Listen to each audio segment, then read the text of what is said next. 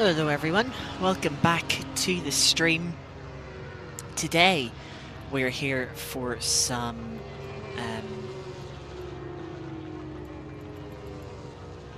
classic sports car racing once again.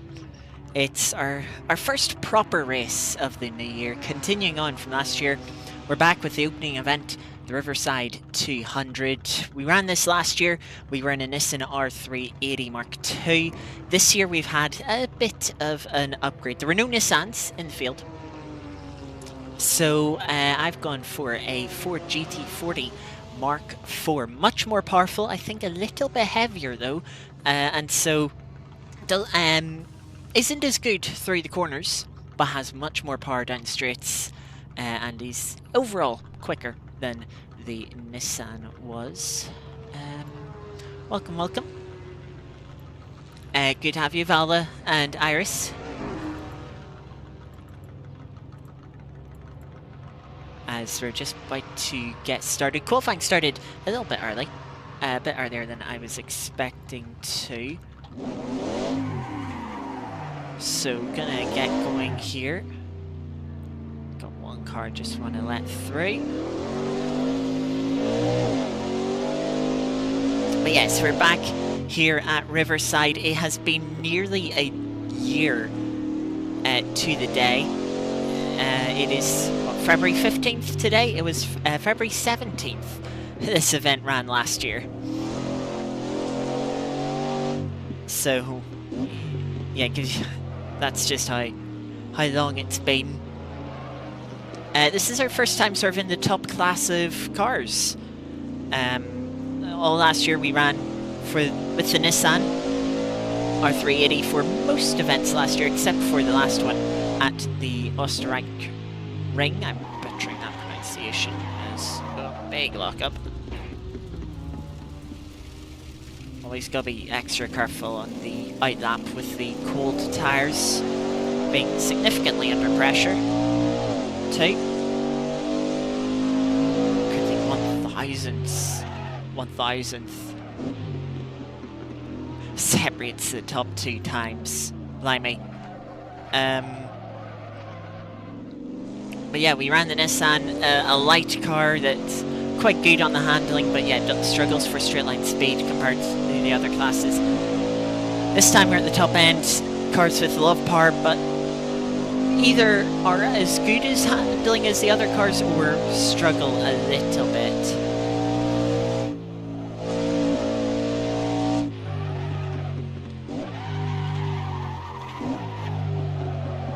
Just two little lockups. Yeah, the track does have a little bit of an issue with that wall. There's sort of a bit of a hole between the wall and the edge of the track and the wall. Not the greatest way to start our qualifying, but we're warming into it.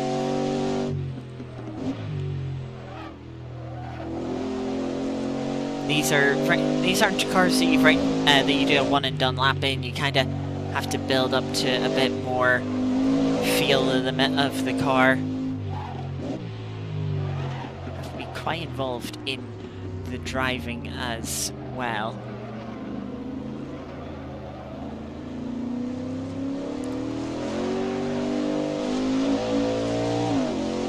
Very difficult to get the power down.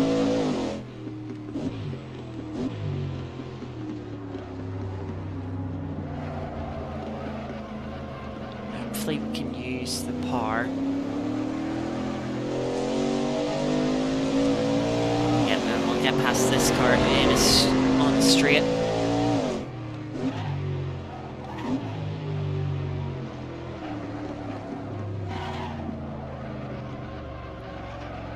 Get the car turned in. So this tightening right-hander, very awkward corner.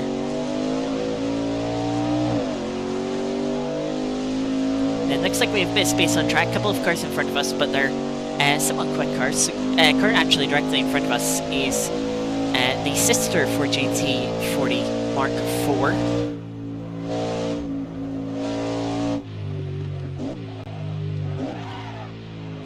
You could describe them as teammate, sister car, however you want to put it. So they're the main person that we're looking to beat here. We were nearly a second quicker across our fastest laps in practice as we come up on a car just exiting the pit lane. Thankfully they keep out of our way, much appreciated.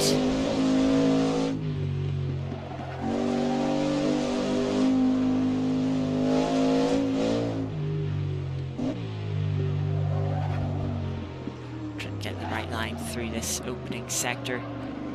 Quite difficult sector.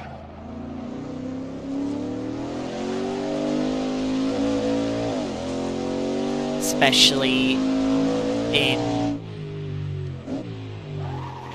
a powerful car like this. Not behind another car into this left-hander, so you're able to carry a bit more speed in. Try and get the power down on the exit. 200-mile race, exactly. Laps, that is 61 laps, plus a formation lap. That was a little sketchy, complete opposite look, trying to hold on to the car there. Well, there were a couple of cars having their own issues on the outside. So yes, we have 61 laps in the race, plus a formation lap. So 62 laps technically.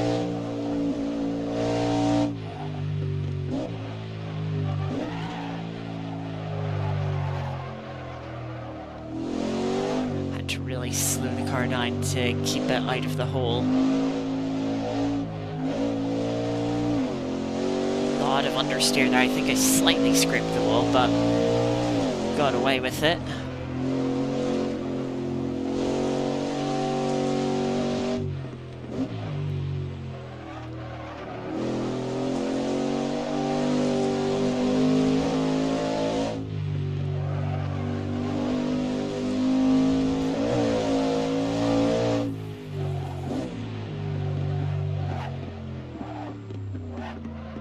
Gotta be really careful through this opening sector, not to carry too much speed through one corner.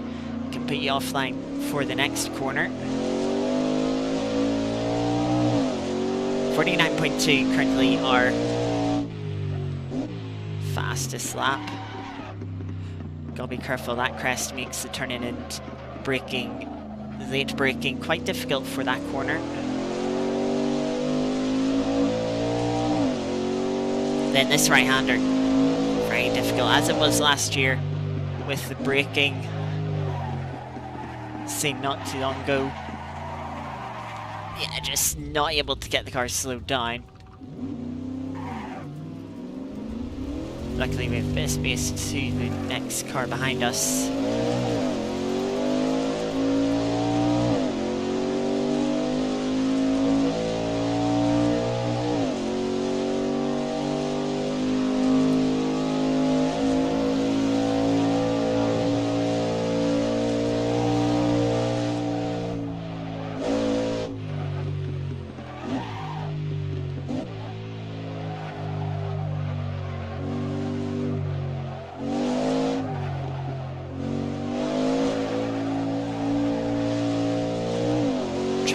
To rotate on par, which we did, nearly over-rotated it.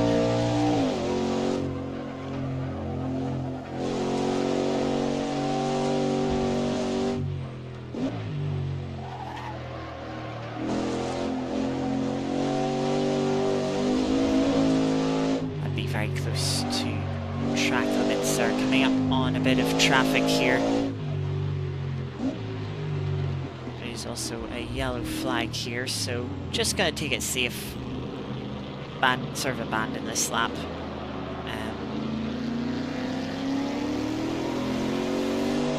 It's on us not to ruin any of the other cars' laps as we come up to pass them.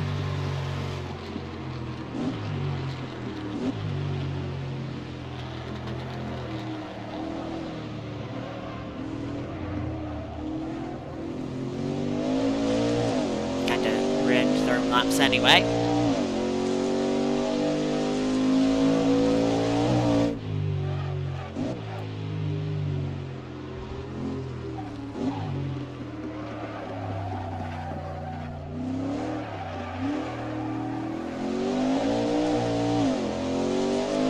I'd say that's probably the most difficult corner of the track. Just a bunch of curves on entry and exit. You can't straighten the car up to get for your braking or to get the power down.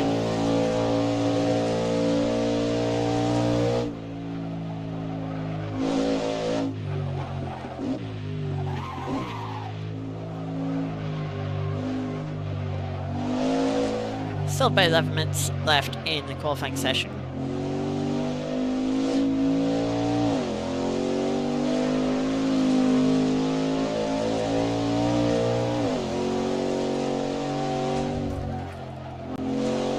Turned in a little bit too early to that left-hander, but actually seemed to work on pace. Good run through that right-hander.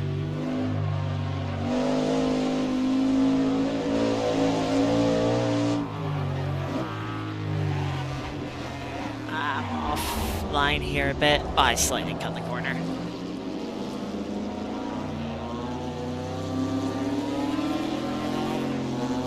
I think I would have had to wait for these cars anyway.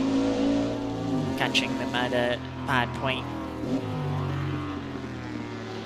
You can see top 5 separated by about 6/10, so I don't think it's quite possible for us to get a lap time that good.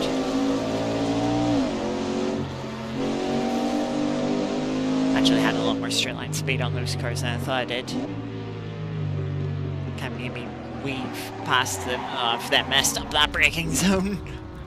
I mean, that's alright because it wasn't really on a lap, but that's just annoying for traffic.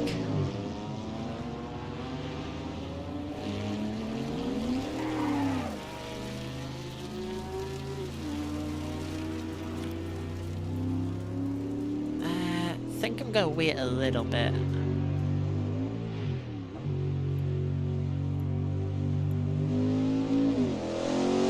I think I'm actually gonna reset to pits and go for another run. That's still 13 minutes actually. I misread the time.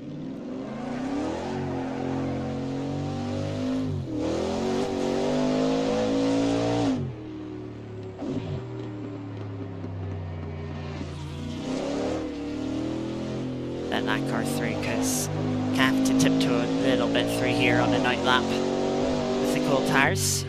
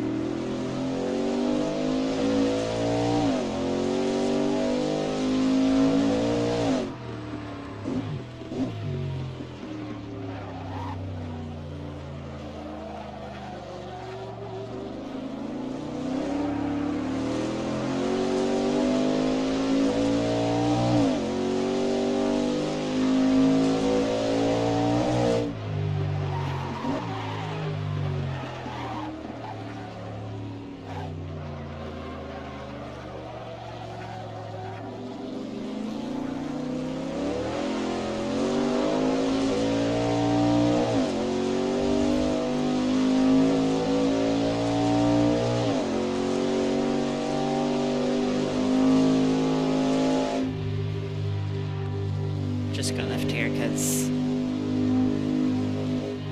I'm still on a night lap and it'd be very awkward situation where two cars are trying to pass one at the same time.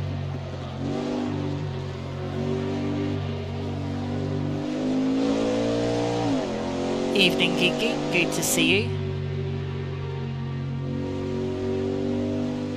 Yeah, I've just got a really awkward point with this car.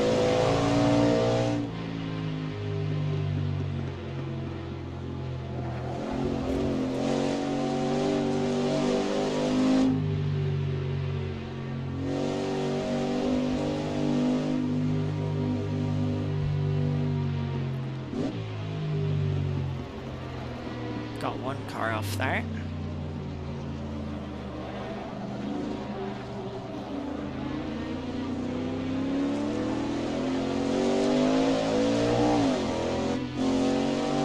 and get this move done here.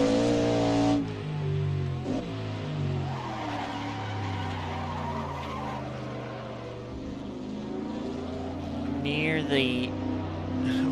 I braked myself there. Just kept on the track. Quali, yes, we are nearing the end of Quali. Just under 10 minutes to go. And it was a 30-minute session.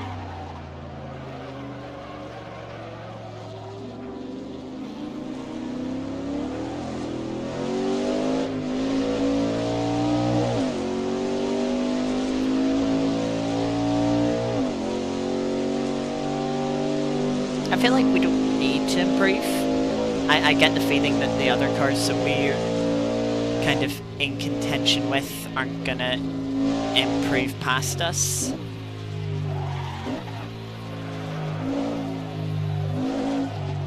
But for my own sake, I want to put in a better time if I can.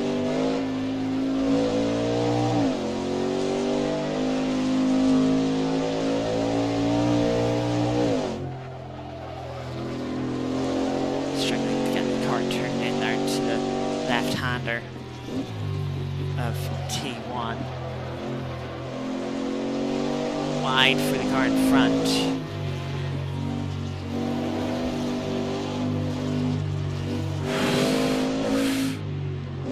They left that very late to get out of the way.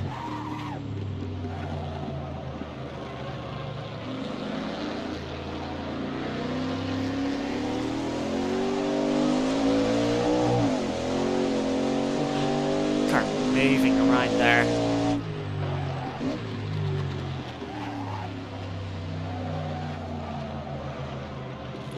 Ford Mustang, I believe this is. We just got a bad point.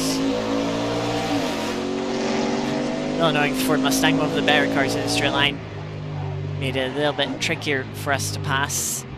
Nothing the driver's doing wrong, that's just the way these cars are.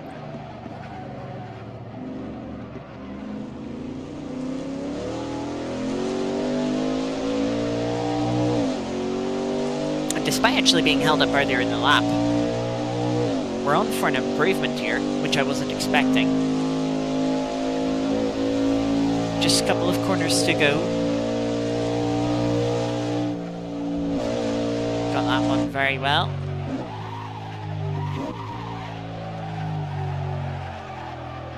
Oh, little bit too much sliding there for my liking. A little close for comfort with the wall. Struggling with understeer then late on in the corner. And yeah, ended up losing that time.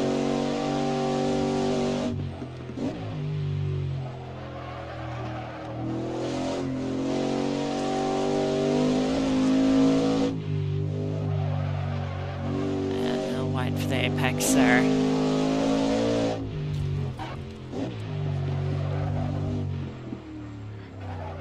Ambitious with the curbs at the end of that first sector.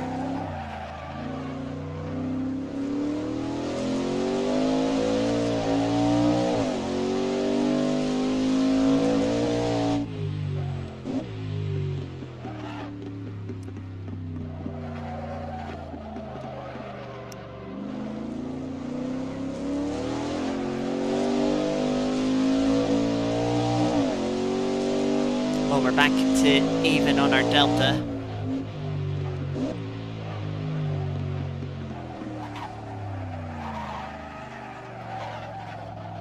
Just about got the car slowed down and turned in here. Struggling. Awful exit though, throw away all that time. Just try and get the power down again.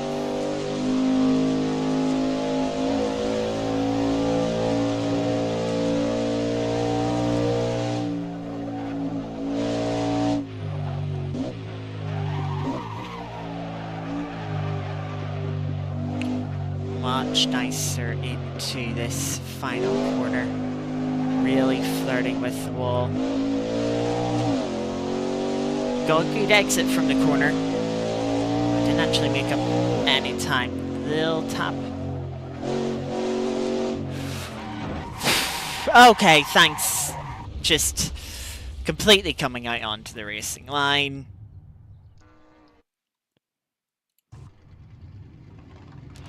Five minutes.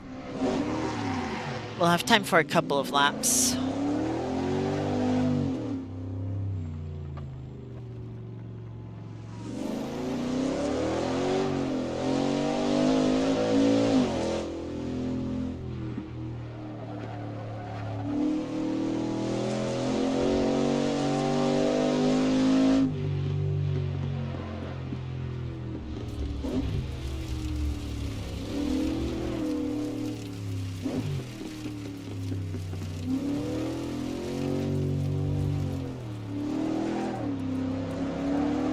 That's a very weird surface. I was taking that to make sure I didn't impede this car, but it slowed me down so much that we ended up side by side anyway.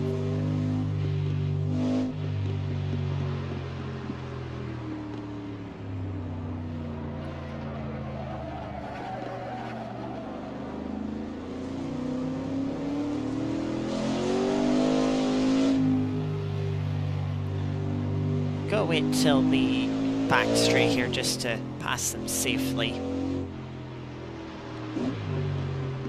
Only really gonna have one attempt at a proper lap.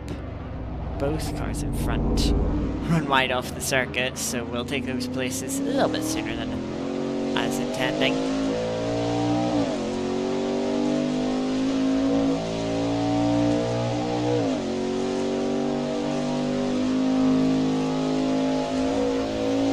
A lot of track space in front of us, so we should definitely be able to get 2 clean laps in.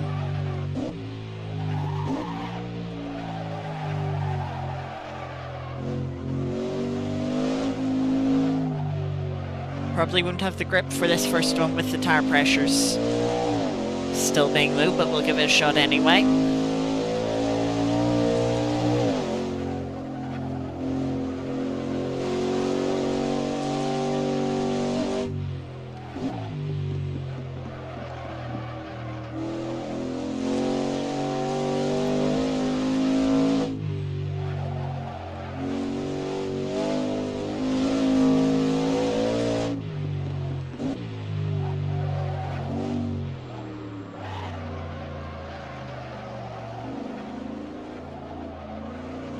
The other Ford GT40 Mk.IV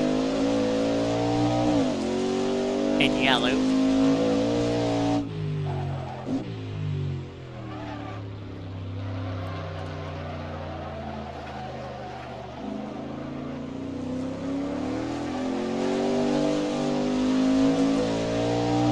Good hairpin there.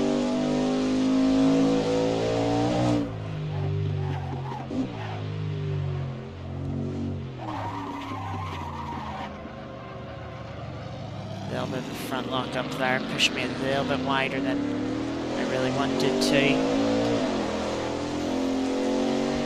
The wide exit actually gave us a little bit of a better line onto the straight here. Still struggled for traction a little bit.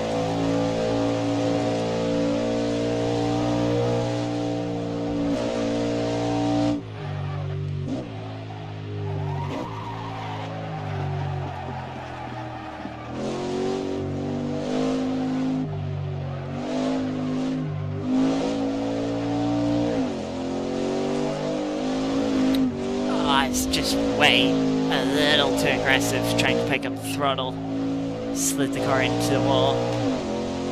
Damage isn't too severe, so I'll be able to try continue with the final lap. But it's not ideal.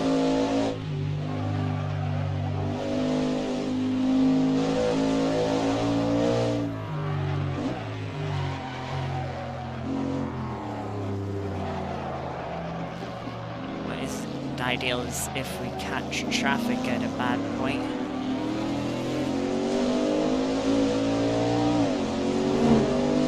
Either side of a car that had a spin.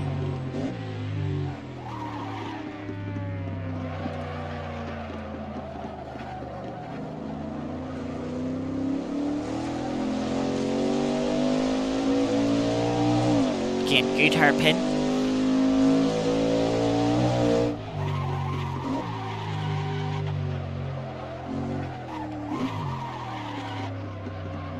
Just struggling with locking up the front right.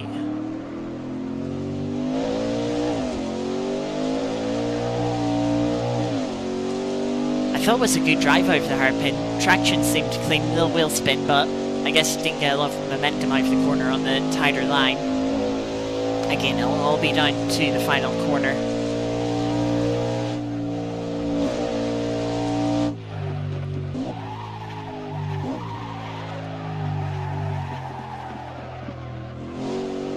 Just praying for the car to grip up there.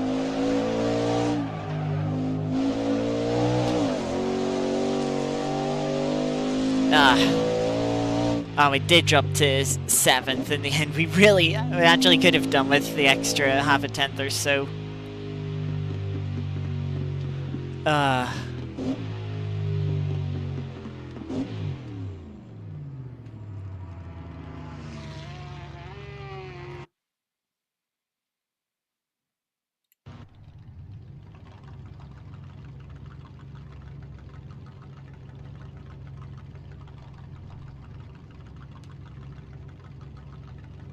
Person apologized.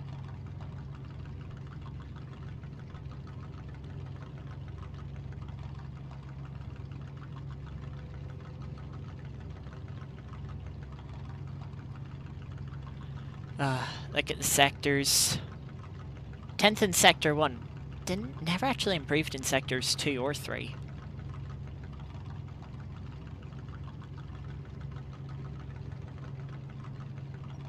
Definitely had more time in individual corners, too.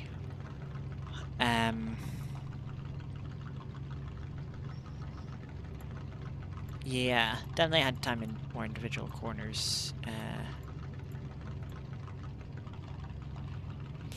I think the fuel should be good at that. It says we need 31 laps. The plan is just to go 50-50.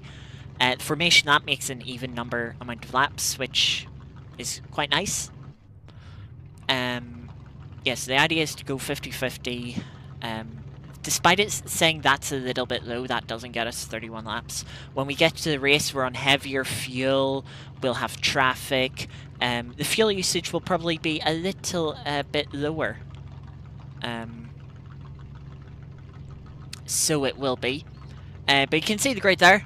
Though the T70 taking the top spot, very close between the Lolas and the Ferrari F330 Berlinettas. But yeah, Ferrari taking second, then Lola takes third and fourth, have the final Ferrari in fifth.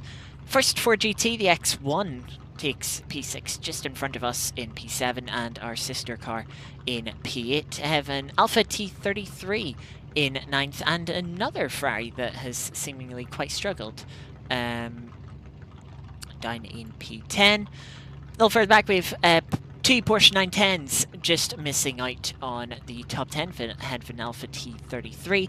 Then two Ferrari Dinos, two Matra M630s, another Porsche 910, Chevron B8, TVR Griffith rounding out the top 20. Have a Ferrari 2750, another TVR Griffith, Corvette 67, another Griffith, Jaguar, Corvette.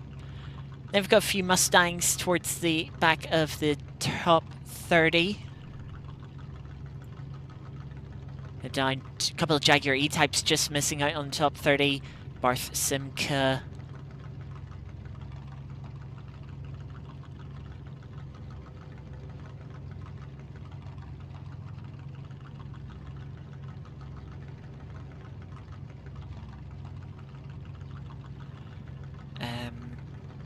Yeah, a few Porsche 911s. And yeah, we've 41 of 43 cars attending.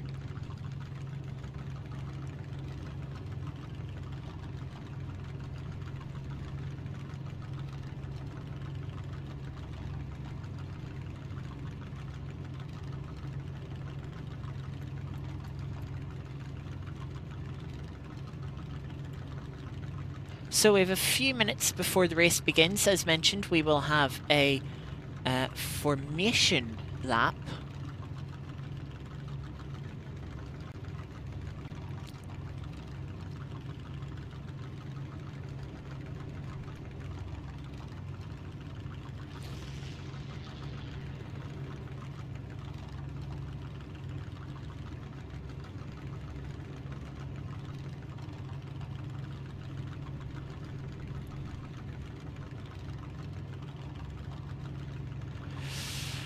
It is a single file rolling start, so it is.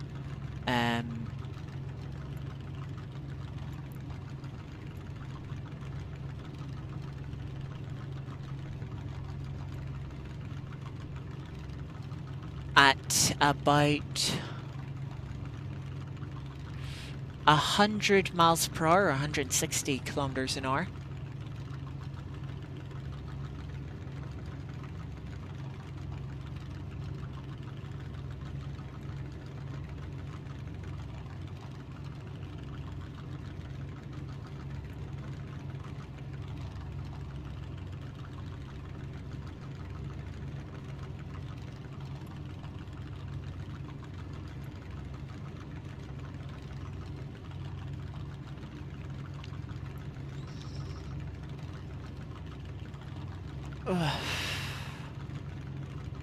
Let me just check what strategy is correct. Everything else is.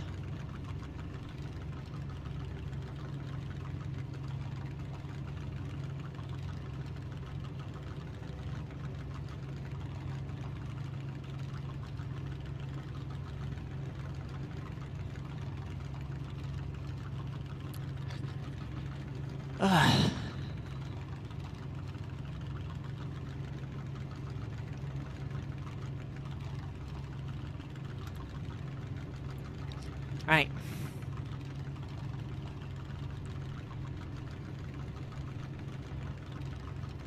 So we'll be about to get underway for the formation lap.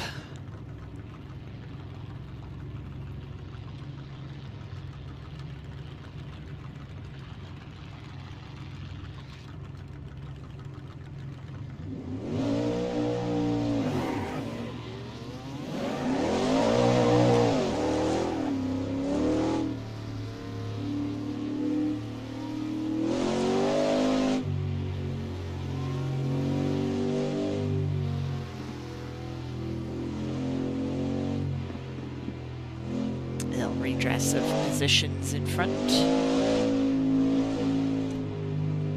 Nice thing about formation lap is we do get the tires somewhat up to temperature. Formation 160 kilometers an hour is quite quick for a formation lap, especially with these cars.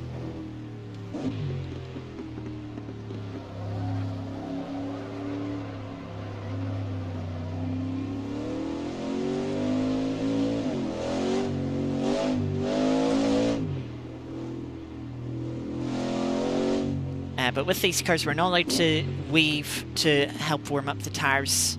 The only thing we're really allowed to do is drag the brakes.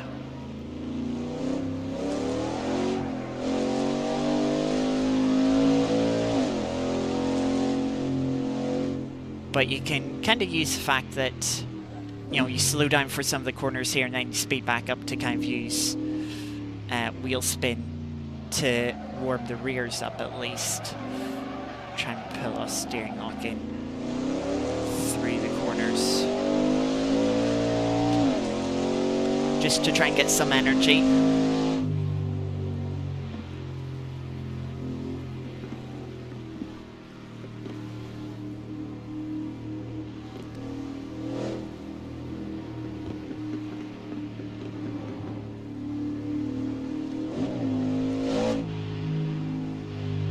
Getting right for a start. We'll be able to start fully accelerating when we get to the start-finish line, and it's when we get to the start-finish line, not when.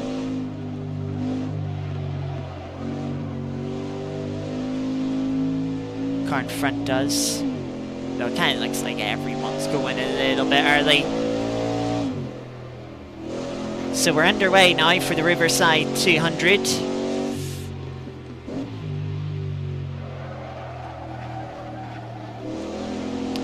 My car in front already pushing a bit too hard through the S's. Nearly did it myself, to be honest, on the cool tires. Long race in front of us though, so not trying to force any opportunities. Like behind us in the radar, car behind nearly having someone into the back of them. A bit pointless. I think there's like a good second of pace over a lap between those two cars. Making sure we don't run into one of the cars in front of us. Under braking.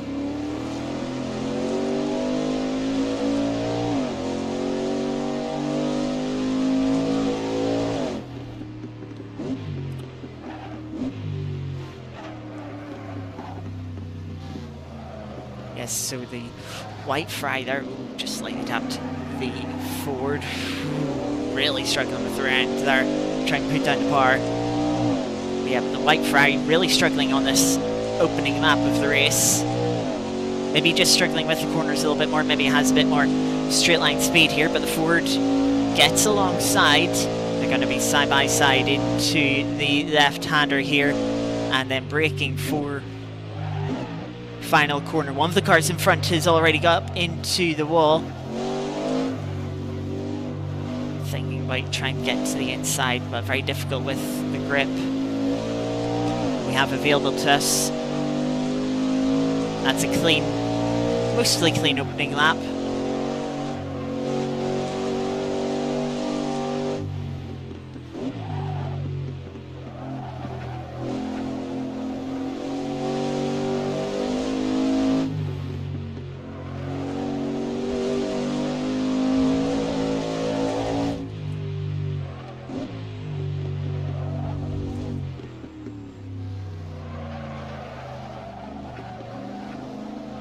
A little bit of a gap to the car behind, the other Ford GT40 falling back. Can't remember what car that is behind now.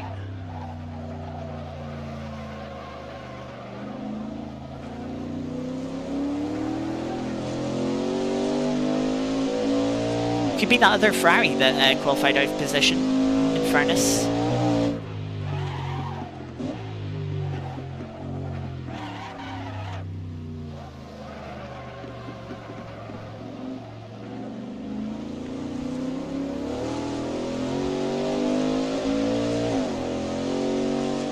Everything quite calm, quite relaxed at the start of the race here.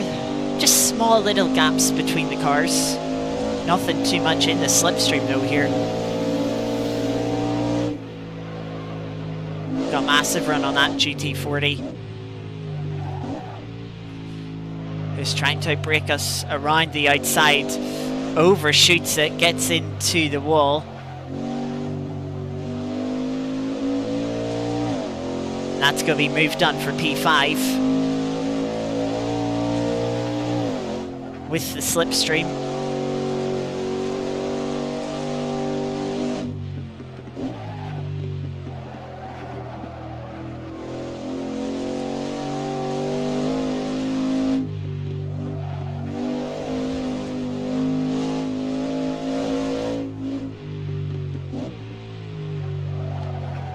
We've got a little bit more space in front of us, though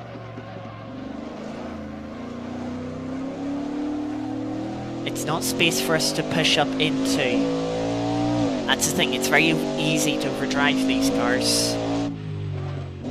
So the last thing we want to do now is say, oh right, we've got space, let's push and try and close the gap up, and then make a mistake and lose a lot of time. As we kind of seen from practice and quali times, we don't really have the pace to properly fight the cars, these cars in front of us. Try not to hit the grass under braking. So, you know, let's just play it safe. If we're going to beat any of the cars in front, it's going to have to be through them making mistakes, not us sort of passing them on pace.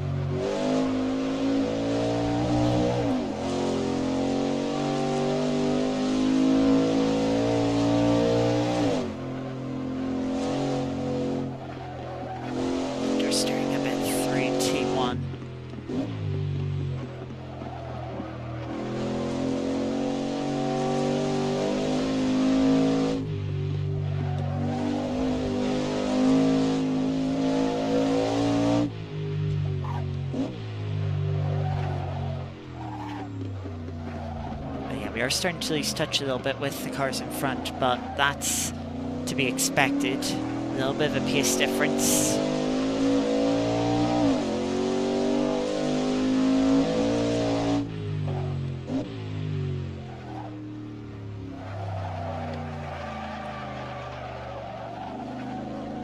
There is also a pit stop for us.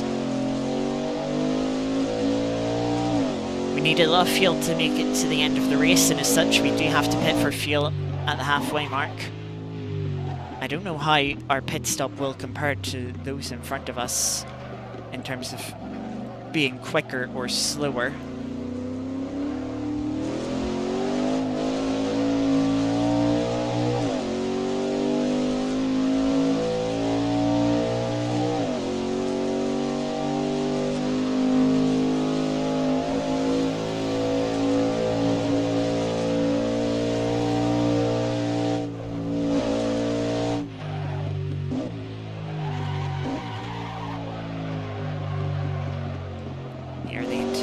White car in front.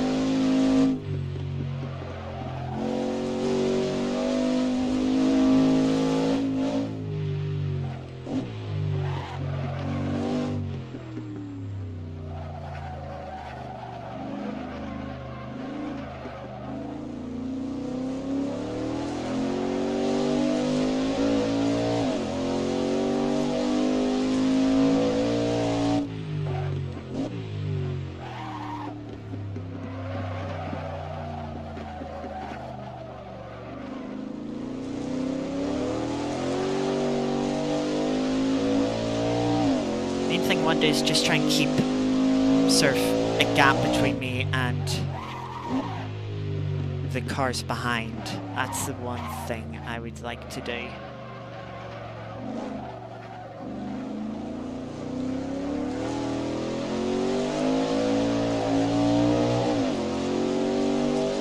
Car behind made a mistake and has dropped back. So now we have a nice little gap to the cars behind.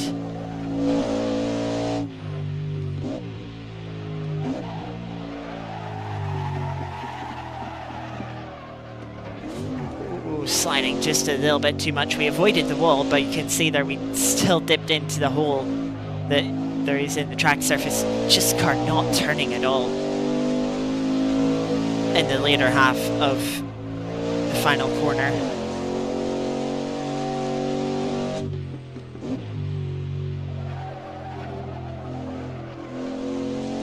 Damage, if you're wondering, is on 75% for this race. Now, of course, these cars don't rely on... these cars don't even know what downforce is, let's be honest. Downforce wasn't known about that much. Or was not common knowledge, let's say, at the time period of these cars.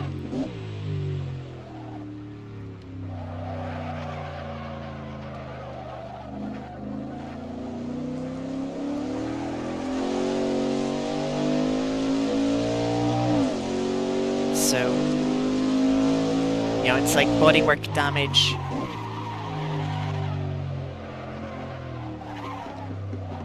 A lot of front locking, trying to slow the car down on this wide line.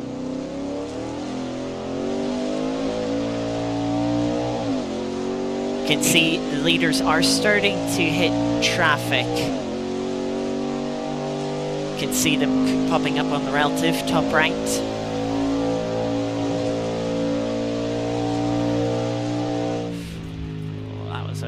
Complete cut of the corner, so I'm just going to lift to the final corner. Not take any advantage, it was a mistake.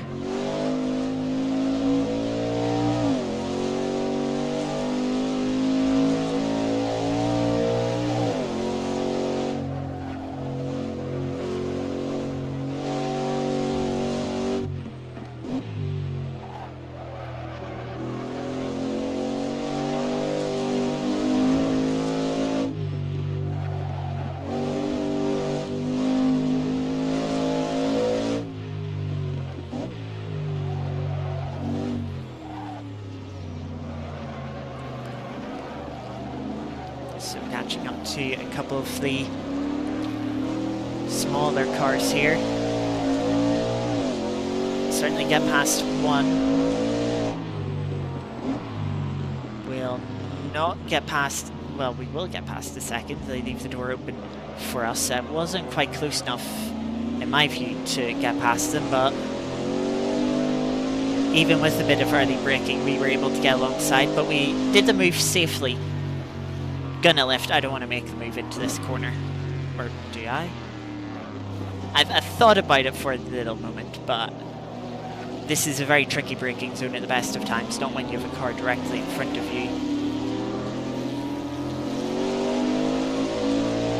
You can see how much slower these lower class cars are. Then look at this one. Has a bit of straight line speed.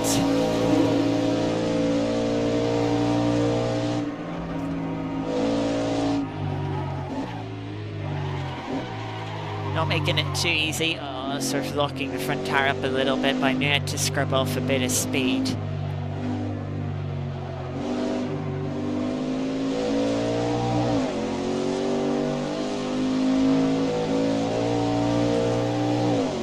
Get a slight little glance on the pit wall there.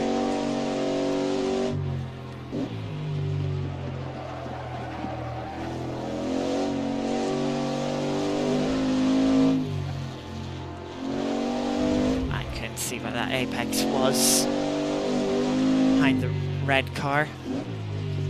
Yellow flag crash here.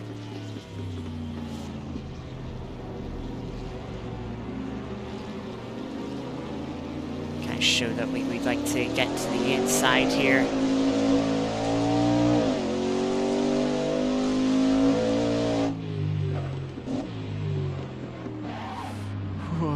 Losing up a lot on the cars in front, and had me a little bit worried there, as already sort of really close to the limit of braking. Red car sees us, stays to the right hand side, appreciated, makes it easy to know what they're going to do, and then what I need to do in response, which side I'm passing them on.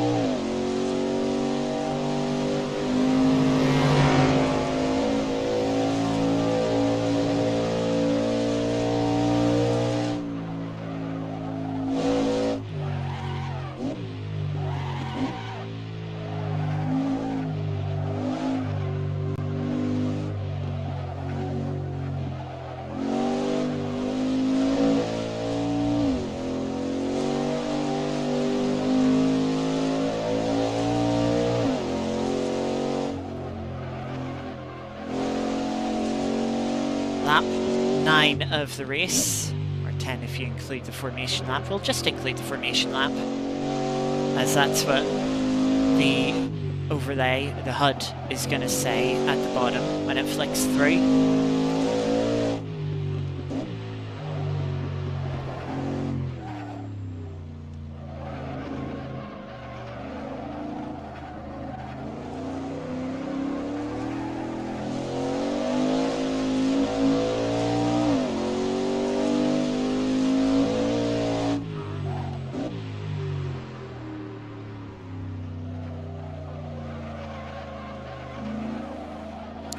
So 6 seconds behind the car in front, 11-second gap to our sister GT40 Mk.IV behind.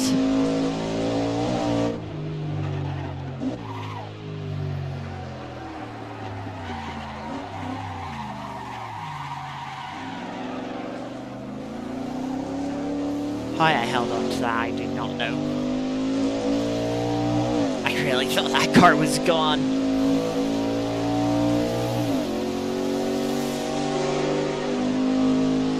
Passing 29th overall now to put a lap down, or lapping I should say. A little late there on the turn in.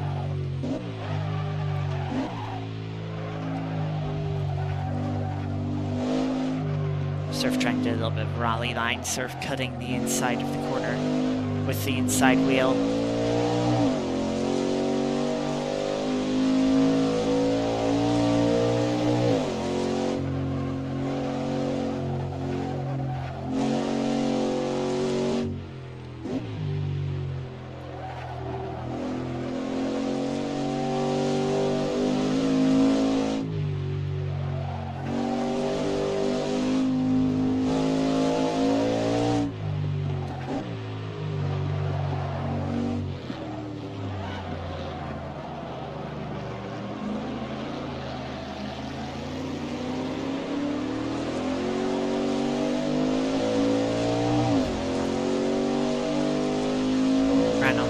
accelerated just a little bit on the exit. Didn't hurt traction, but did hurt acceleration a little bit.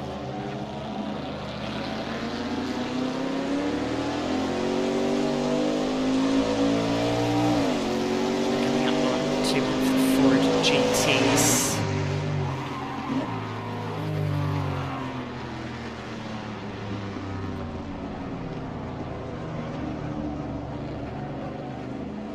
That wasn't the move I'd normally go for, but the car felt really under control. And the space was there. So yeah, not a safe move that I'd normally go for, but the opportunity there, and it felt safe enough for that occasion, I should specify.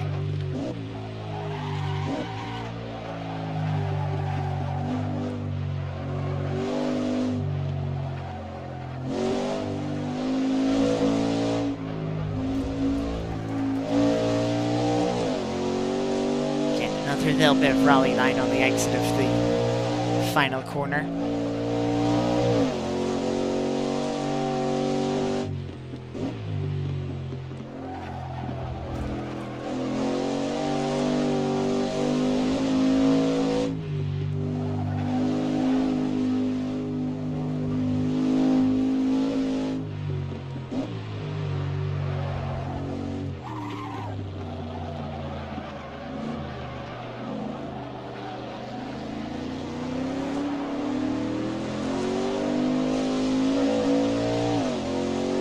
Yellow flag out, I think that was for the driver that was leading the race, no longer leading now.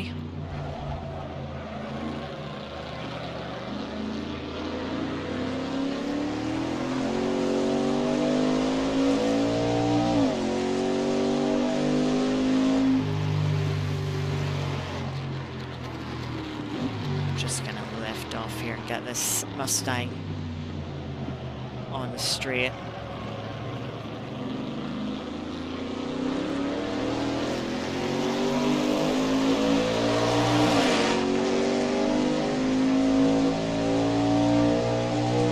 American keeping pace with the car in front. We have dropped back nearly 7 seconds now, but we're not dropping massively, certainly not as much as we are to the cars further in front of them.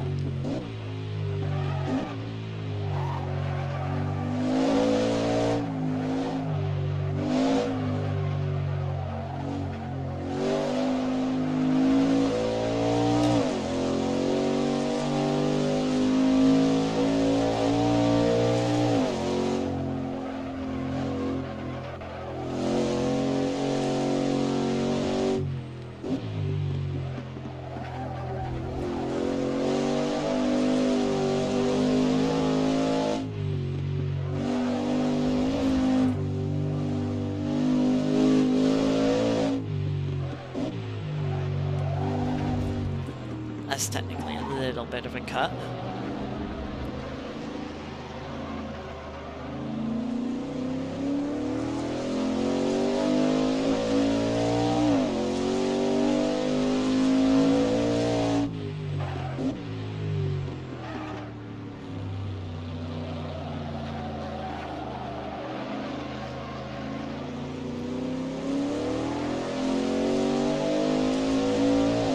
Good stay pace yet, a lot of race to go at, exactly. Making a mistake here can cost you so much time. If you find yourself spinning on the dirt, it is so difficult to get going again in this car, because you've got so much power that you'll just find yourself doing donuts, struggling for traction. Mustang wanted to pull out to make it 3 miler, so I made sure to give them the space for that.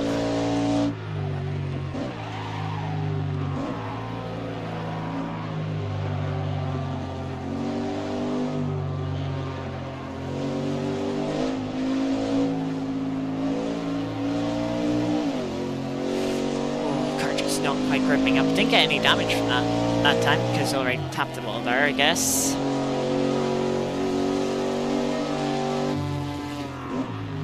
This is an awkward place to come up on a car.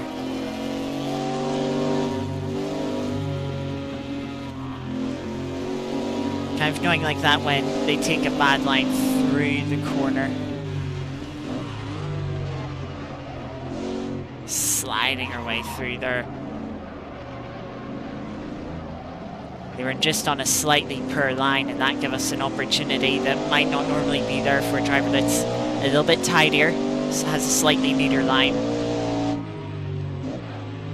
and could carry a little bit more speed out of each part of those S's. I've just noticed our Ford GT40 Mk.IV friend has dropped back a place behind us.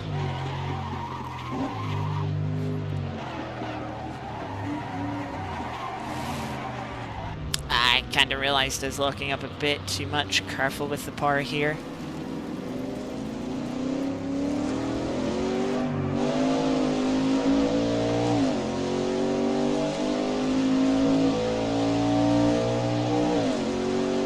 Yeah, that was a bit of a, I'd say that's probably the tightest and riskiest move I've made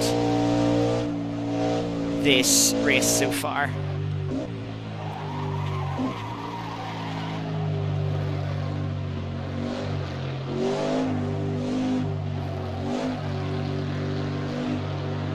But good cooperation from the Jag helps there. I see we're down.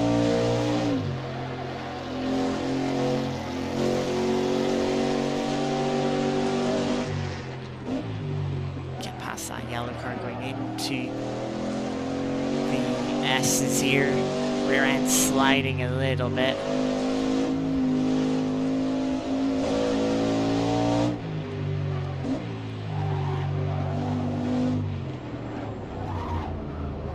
Closing up to the Chevy here.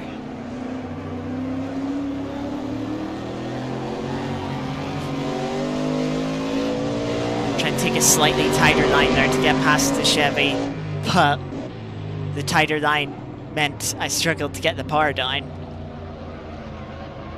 Just had a snap of oversteer.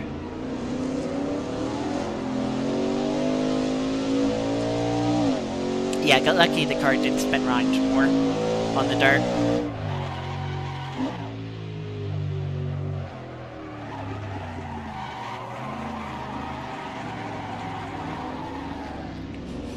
Rear end just sliding there. Gotta be careful with that. Of course, lost a little bit of time there with that slide. But look at the rear left tire pressure. It's just gone up. It's 1 psi over optimal now.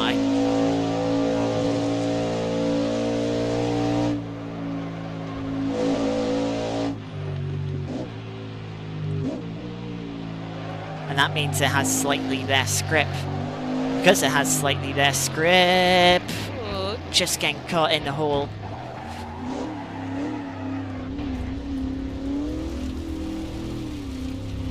Very careful here.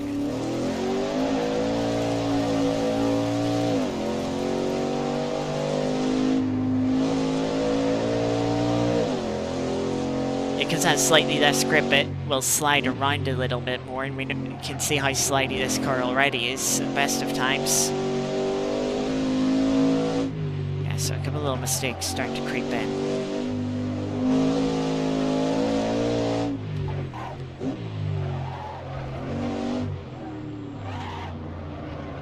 Not ideal.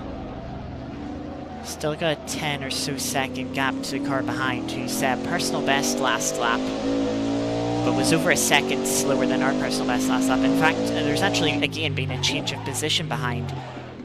Our GT40 Mk.IV friend is back up to P6. The car they were fighting with has dropped back a little bit.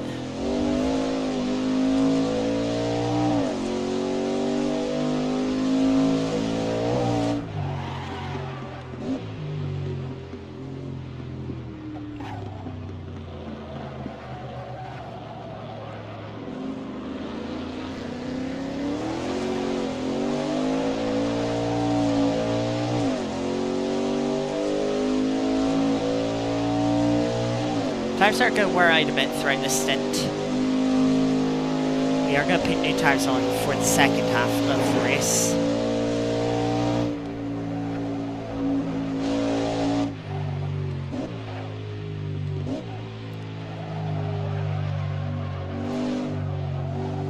Looks like the rear tires are wearing much more than the fronts, so that's something to note. The understeer of the car shouldn't get any worse, but it'll get more traction will certainly become more difficult, and just rear sliding in general, oversteer, the braking for that sort of tightening right-hander towards the end of the lap. Certainly be difficult. I'm on a bad line here. Am I doing?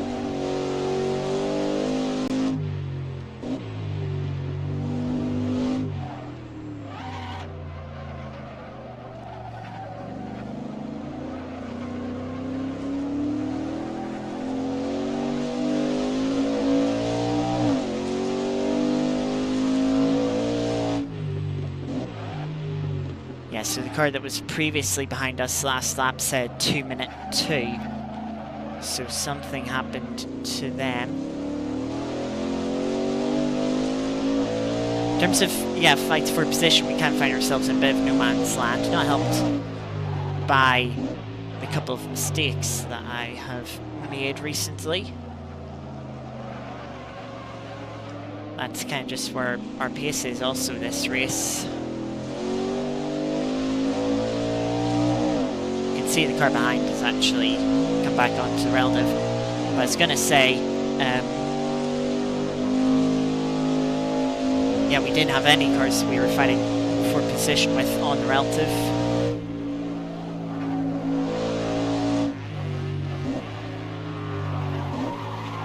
But we're coming back on to the back of the field now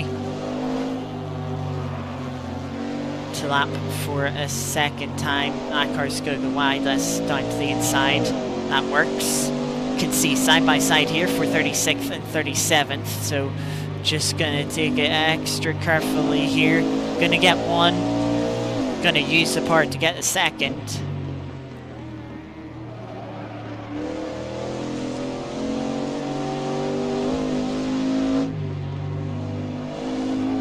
Yeah, that wasn't ideal for any of us.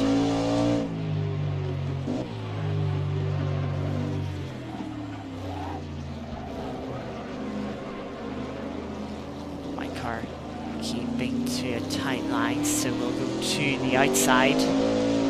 Didn't give them a lot of space, but they kept tight. Appreciate that.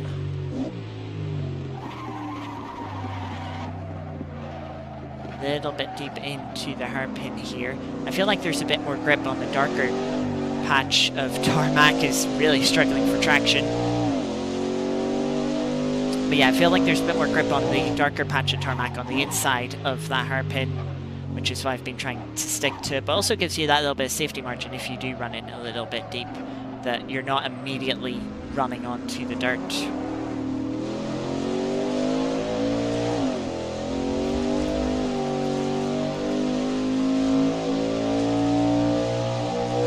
This traction is certainly getting more and more difficult. Car behind is still finding pace, not our sister GT40.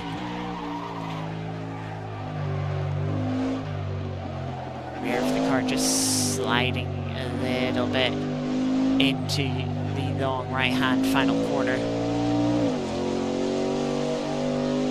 Yeah, personal best for them. So they're not struggling that much.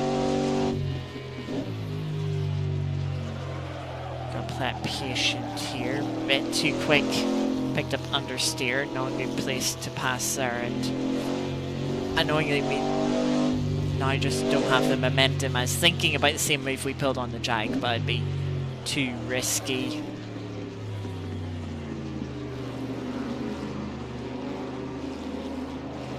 I wanted to get to the inside, but the car behind has thought, hang on, I can get a spot here. I think that car's out of position.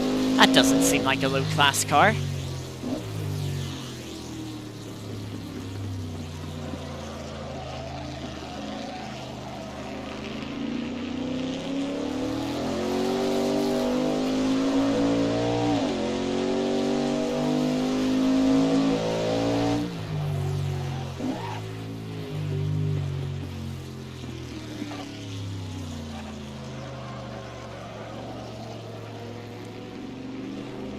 was just worried about the red car there, cutting back to the apex.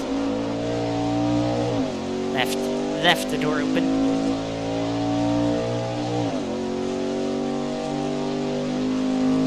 Dropping a little bit of time to the cars behind. Not ideal.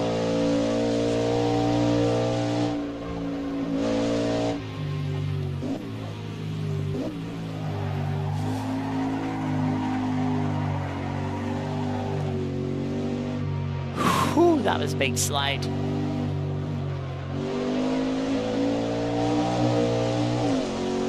Red Corsa got the cutback with that big slide. Pit wall. Those cones are a little sort of further out from the track than the pit wall is. Oh, that car just gave us a slight little tap. Luckily we both get away with it.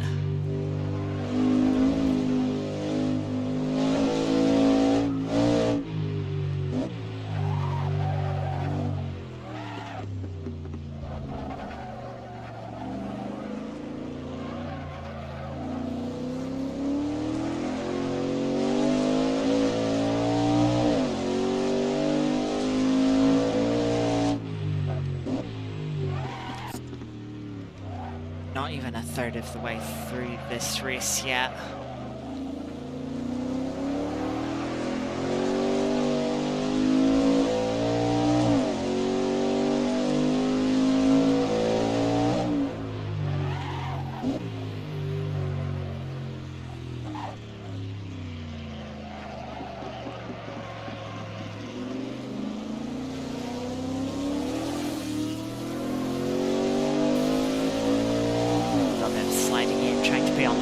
Car still struggling for traction.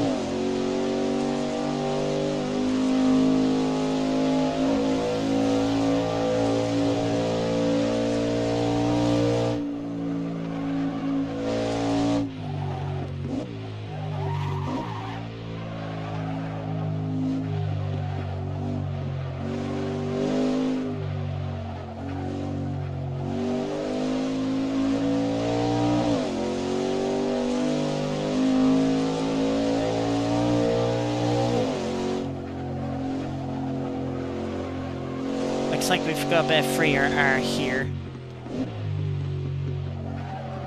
Hopefully we can put in a little bit of a quicker lap as we have a car off recovering, but it's well out of the way.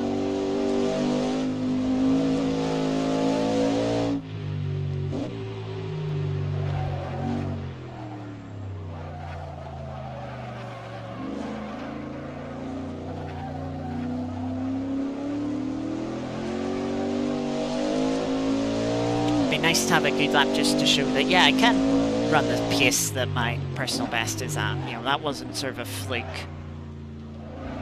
And we can still run that pace despite being 20 laps into the race now. That's a bit of a slow hairpin.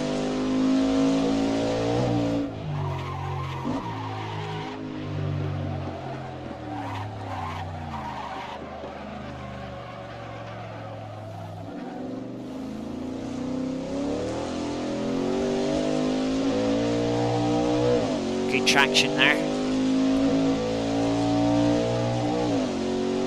Place it close enough to this car. Oh no, this is gonna be like close.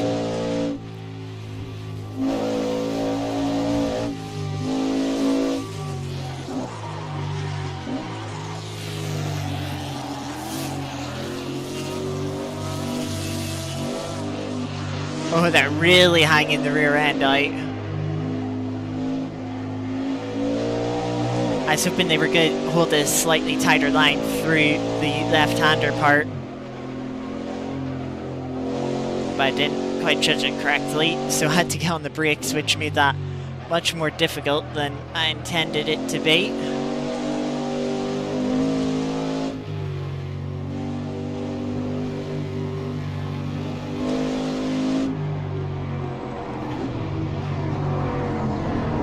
Chevy moving out of the way for us, actually a little bit annoying there, I would say, because I wasn't expecting it and I nearly ran into the back of them because of it.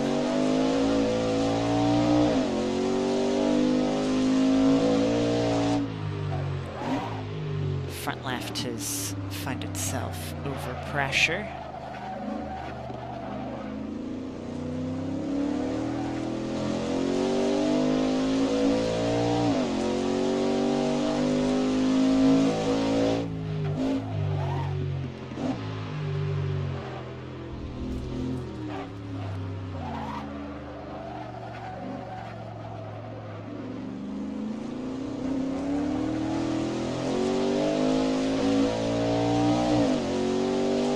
Still got 11 laps of fuel left, as we're on lap 22. So starting this lap, we only had 10 laps of the stint to go. That's a bit of a corner cut, so I'll lift to give up the time.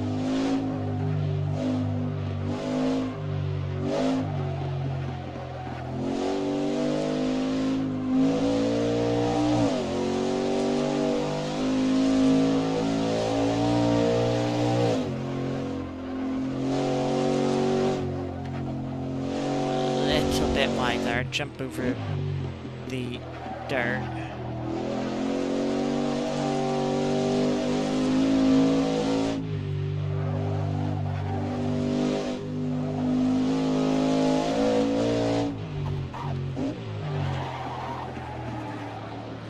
Little out of control.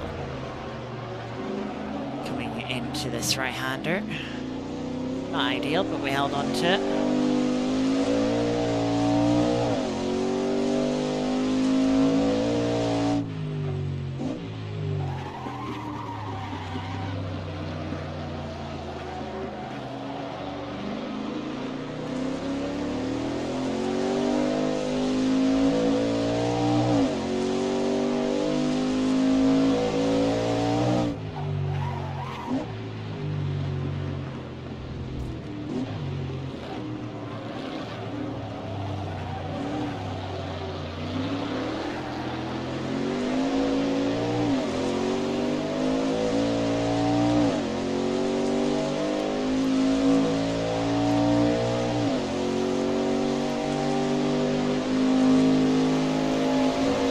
Lap 2.99.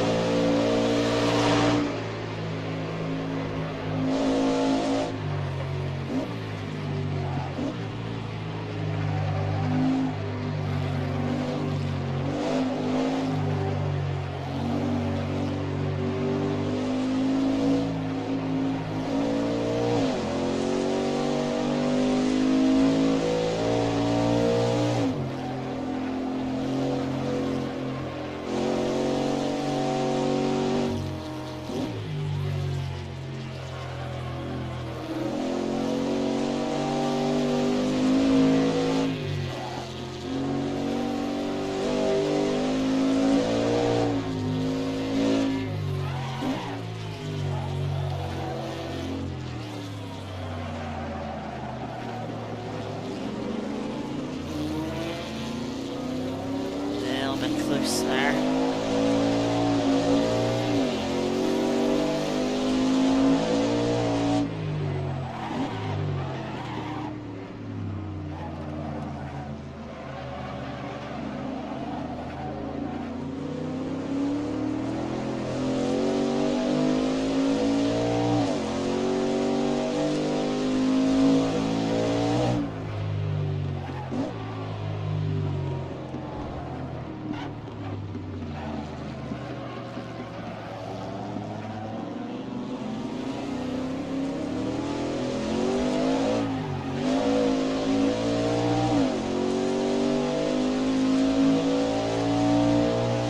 Really close battle for the lead.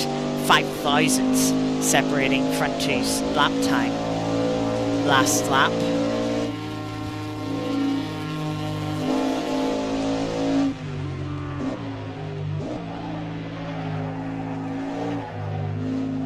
Flung the car in a little bit too much there, just had to catch the slide. Just noticed the other Ford is behind us is dropped back, and now we have a 20-odd second lead to one of the other cars. Very wide there.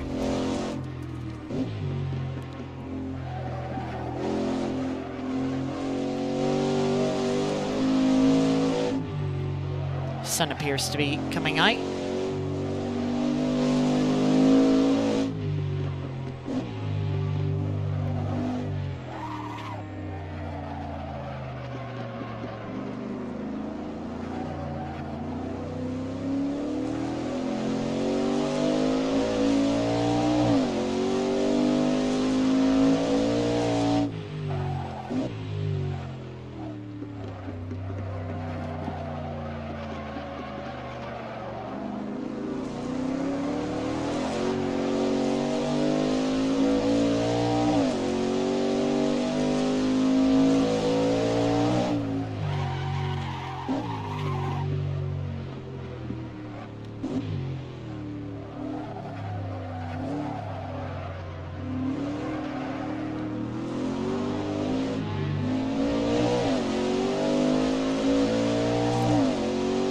I think that car lifted off to try and hold the left-hand side, but as planning on them sort of putting their foot down and taking the normal line out to the right-hand side.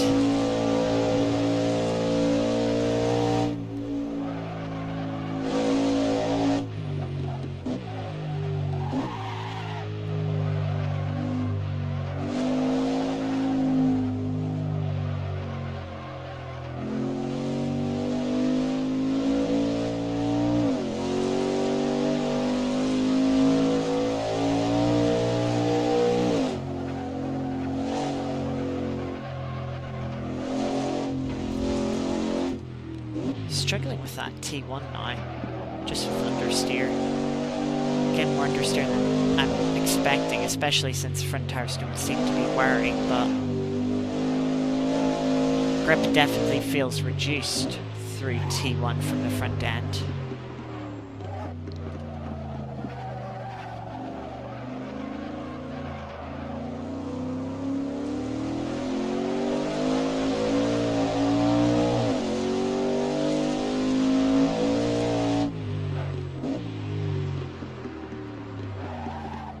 Looks like we can pretty comfortably rely on about 3 litres of fuel a lap for this race. I'll put in a little bit more just to be safe.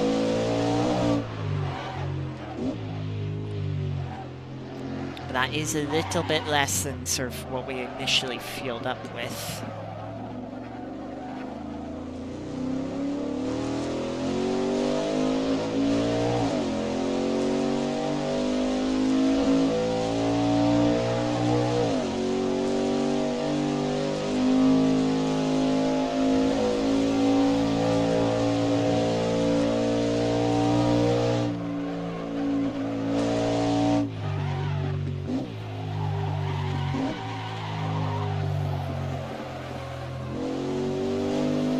So the field a lot more spread out now, which is making the traffic sort of more irregular. And we're not catching up to them in packs like we were when we sort of came through to lap them the first time. And we're getting a little bit more mixed in terms of we're not just lapping one class, we could be lapping 2 of the other classes at the same time, which just makes things a little bit more awkward and could be risky depending on the scenario. Yeah, but this is a little point. We have 27th trying to lap 38th, the red car, while about to be lapped by 15th, and we're also about to lap all of them from 5th. You know, 4 different cars on 4 different laps. I'm not sure if there's 4 different there are 4 classes within the race. I'm not sure if all 4 classes are represented in this little moment.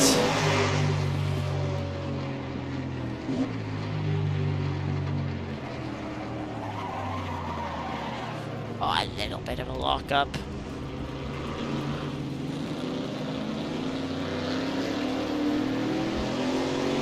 I was trying to be safe there, but then I just let the car sort of roll on too far into the corner. But we'll get past everyone anyway, down the straight.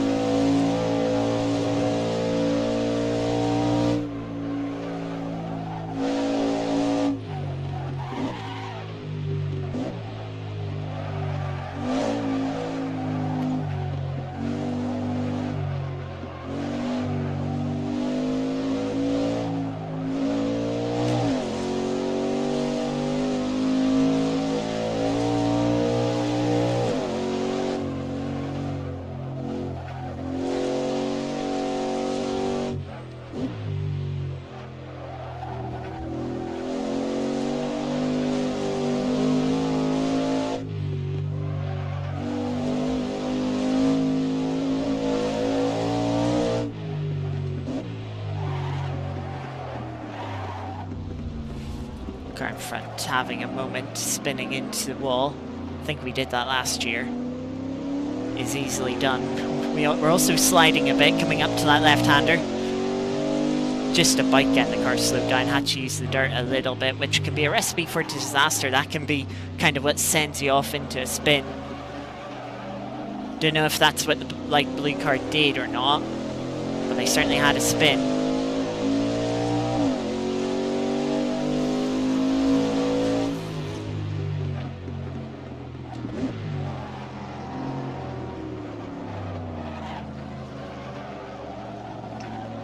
Spun on the outside, waiting for a safe opportunity to rejoin.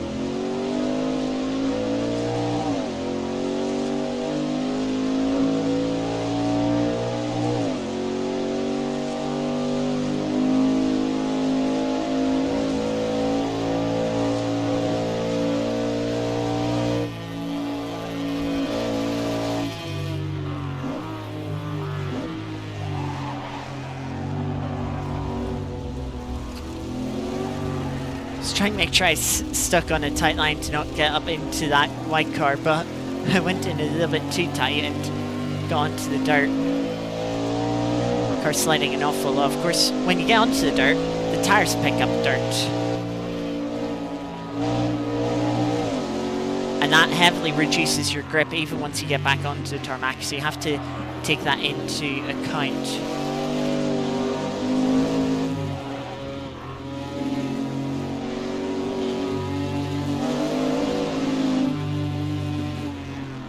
Kind of thought about going for the move there, especially with the line the white car was on, but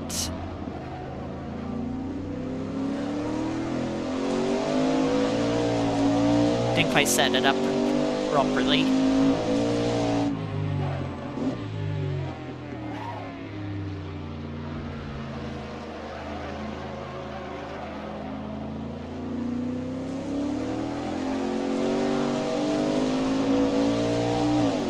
Leaders have lapped up to P9 now.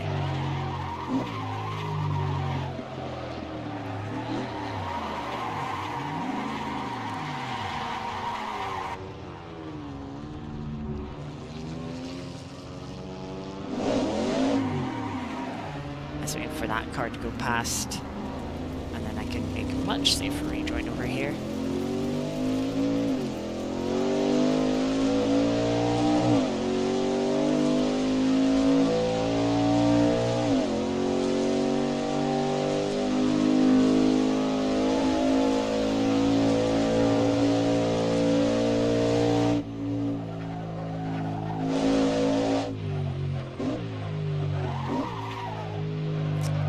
We have 3 laps of fuel here, so might as well go for all 3 laps. That'll take us to the end of lap 32. 1 lap further than what we intended.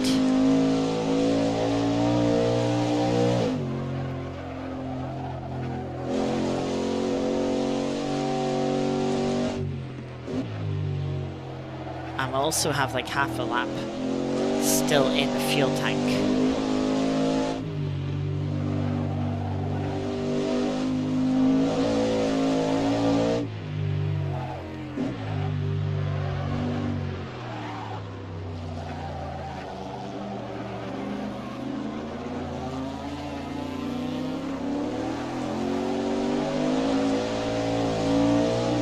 We'll have to deal with the cold tires for a couple of laps. Then maybe we'll be able to show some good speed once again. Also try and switch sort of traffic we come out in. And an interesting thing to know, we haven't talked too much about pit stops, but oh, this is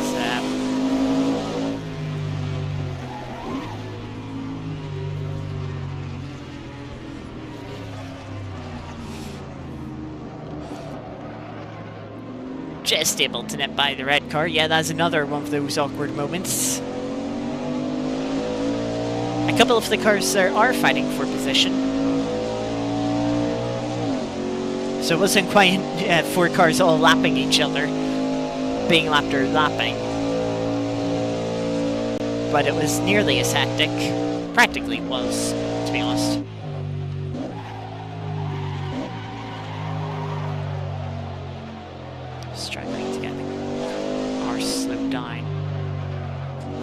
fronts a bit again. You can see a car pulling into pit lane. There is no pit speed limit.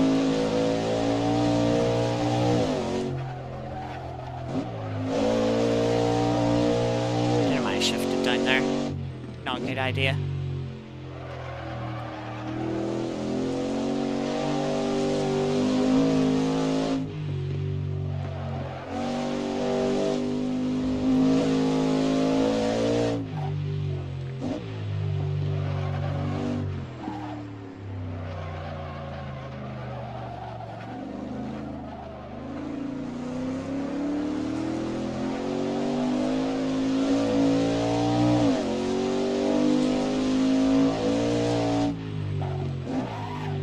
So we'll be about halfway into the race when we get to the end of this lap.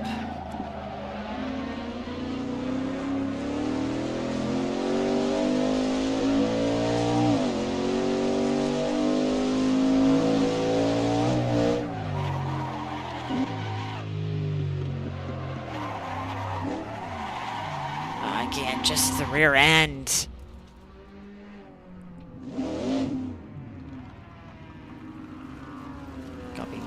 Careful. That's one of the points where it's like just trying to get the power down. You can spin the car countless times. Just a few mistakes creeping in now. Getting annoying.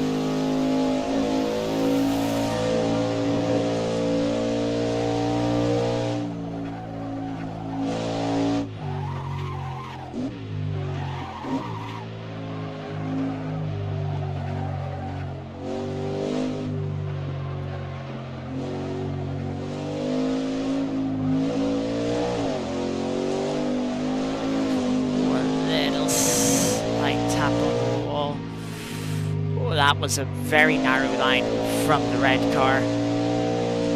That made that awkward.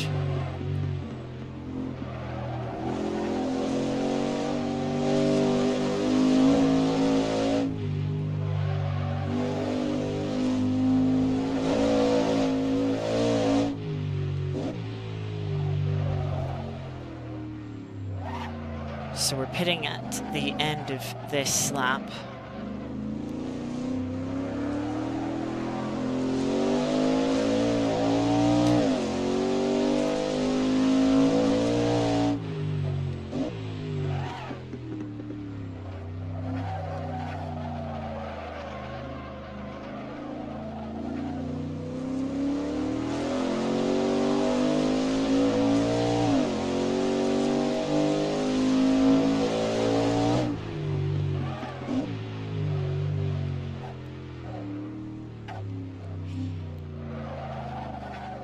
So we'll need about 91 litres when we come out of the pits. We have somewhere between 2 and 3 litres of fuel in the car at the moment. So let's put it to 90 litres. That should get us to the end and give us a couple of litres for safety. Yeah, 93 litres.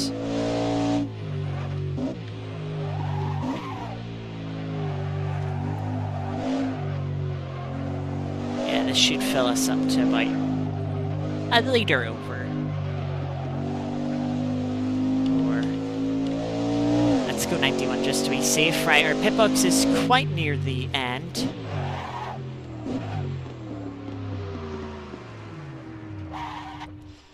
Feel like we had it quite well there. Have a little drink while we wait.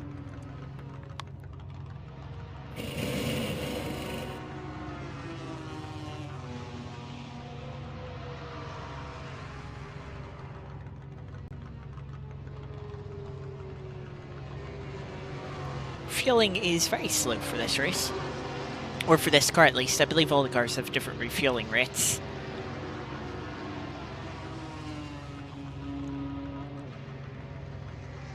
So yeah, we have gone a lap down because the top 3 cars are still yet to pit.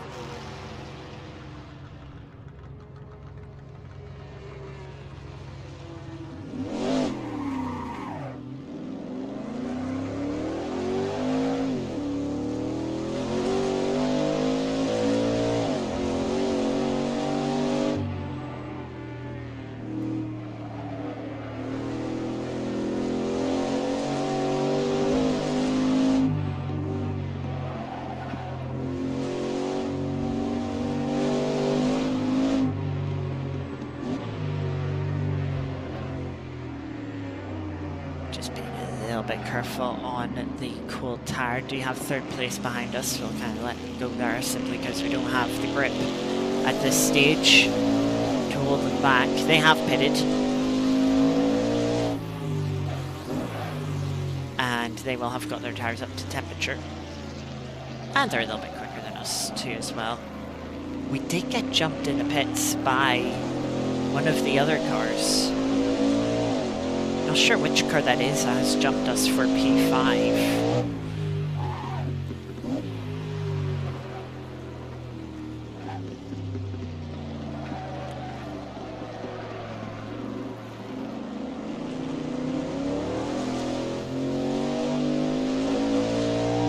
Even with the cold tires, the car much easier to put the power down.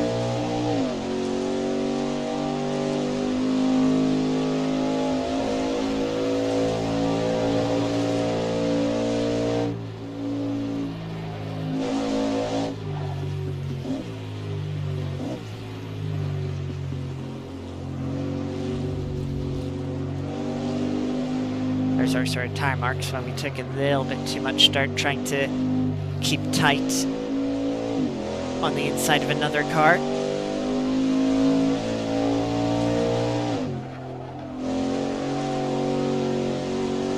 Let's see if we can go chasing down P5.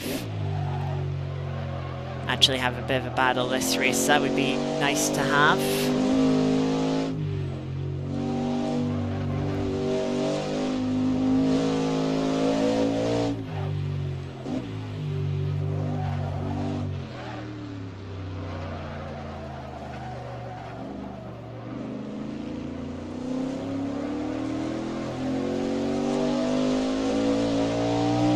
Get our delta quite a bit up on our previous fastest lap from the first half of the race.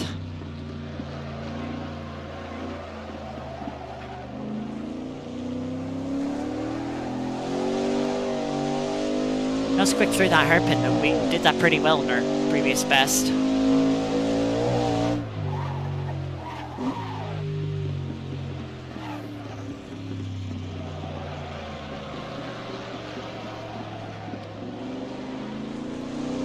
Just carrying a bit more speed into the right-hander there.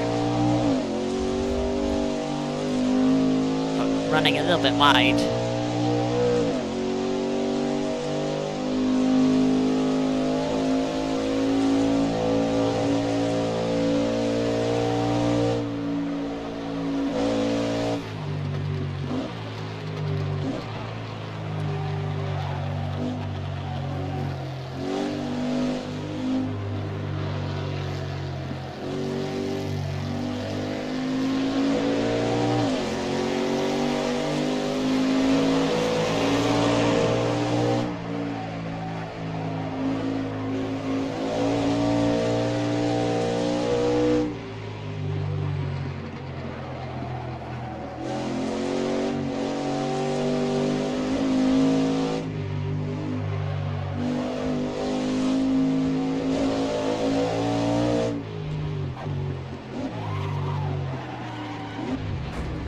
A little bit too quick, having bounced the car over the curb on the entry, sort of in the braking zone.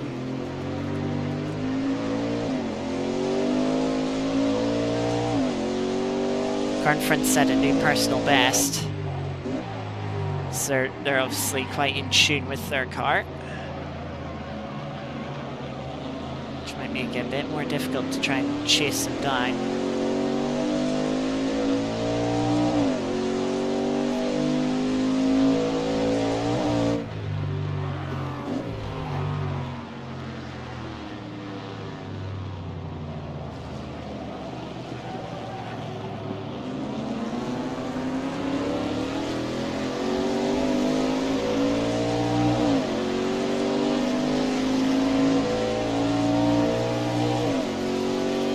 Past two cars down this straight, and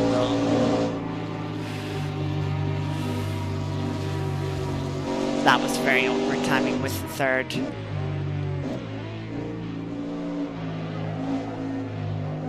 Just sort of got to them at the turn-in point And it's like, you don't want to just dive them in case they turn in. And you're a bit too early to go around the outside of them. Very awkward circumstance.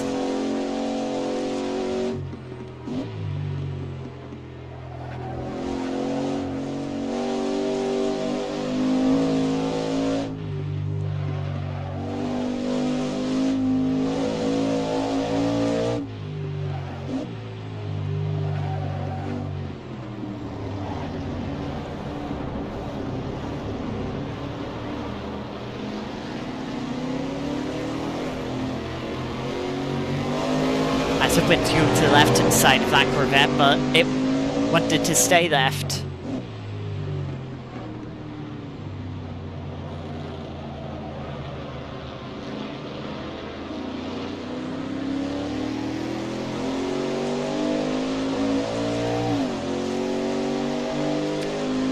Battle for 21st. Just gonna be patient here, since they are battling.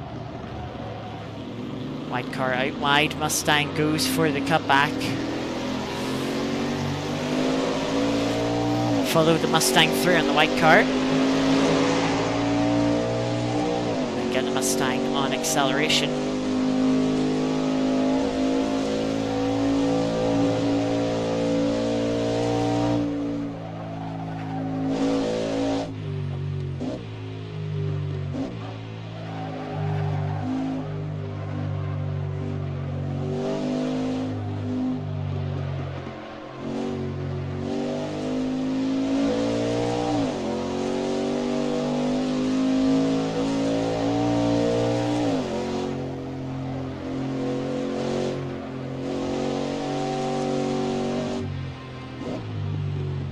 Bad place to catch traffic.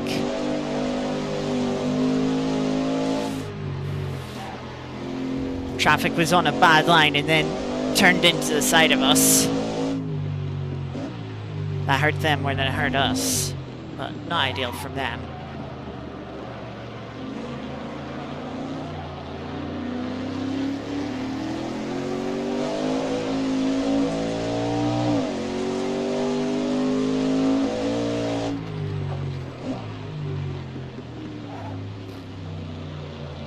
Can see the car we're trying to chase just in front of us, having passed a white Mustang, I believe that is.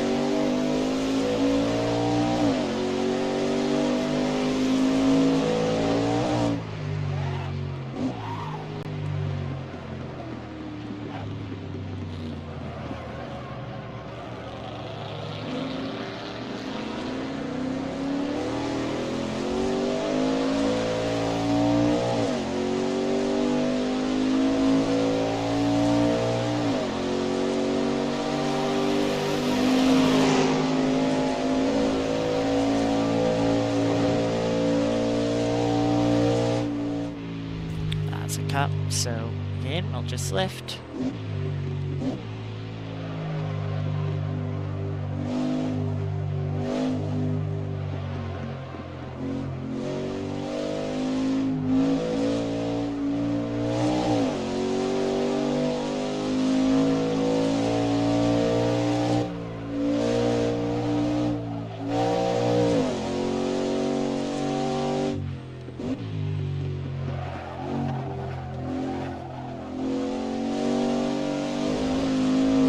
Too quick into the right-hander, a little bit wide of the apex there, not quite on top of the curb as should be.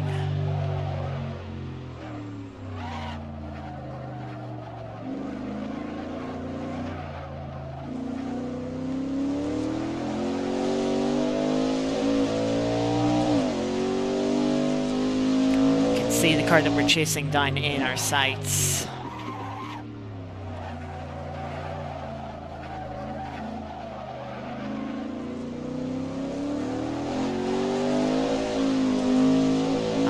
Hairpin, struggled for traction on the exit, but time wasn't too bad.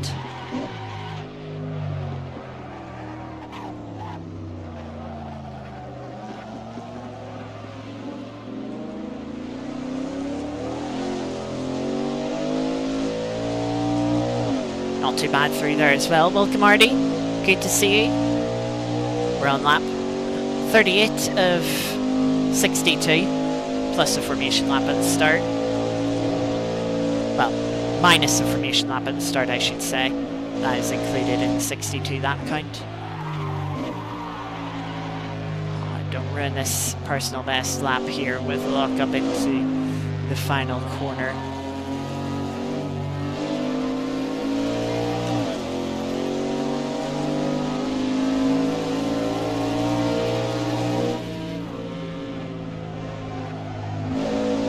White car just left us room on the inside. The car we're chasing down also set a personal best that lap. Oh, wide of the apex there again.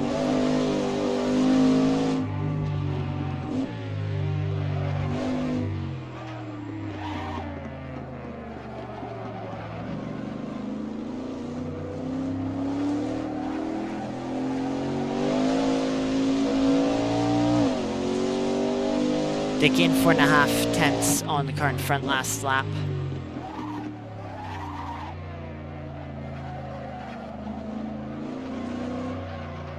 Understeer late in the corner. Compromises our exit a little bit.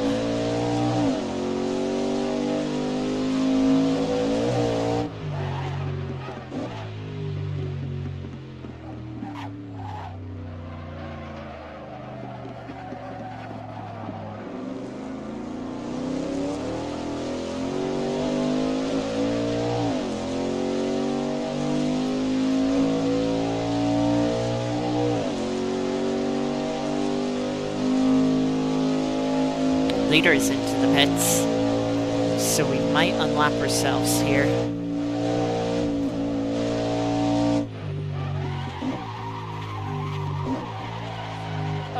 No, not slowing down. Oh, I got very lucky with that hit. Okay, give us some damage, but it didn't grab us or really like slow us down. Another personal best for the car in front. They're really getting into a good rhythm.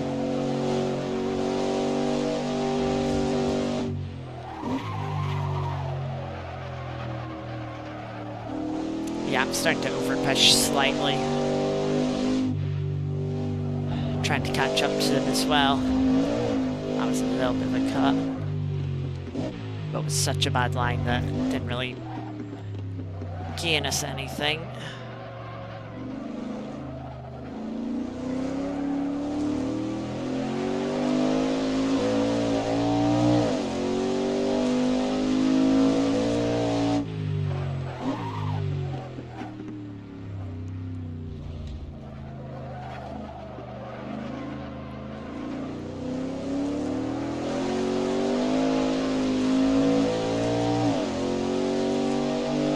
Front right is getting overpressured as we're trying to push, and really it's from the lockups like that. Oh, just about kept off the dirt there.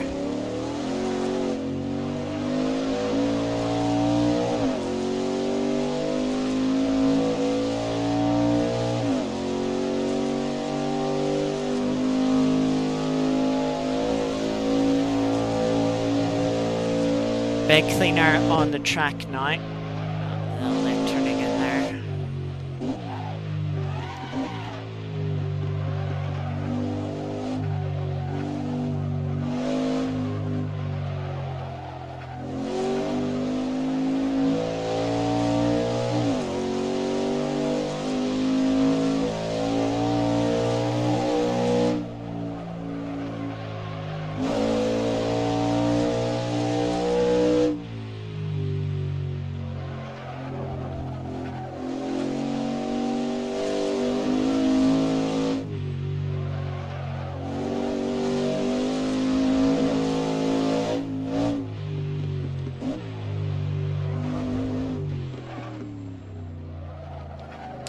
So now for us, it's by bringing this to the end.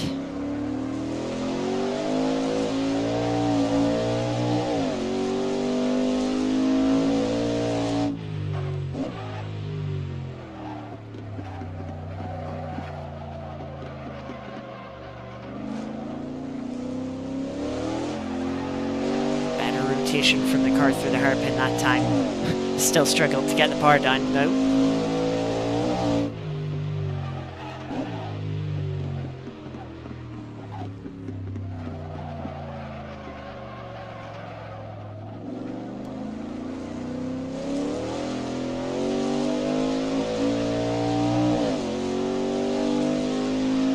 Could be on for a new personal best here. Yeah, current front has now beat our personal best.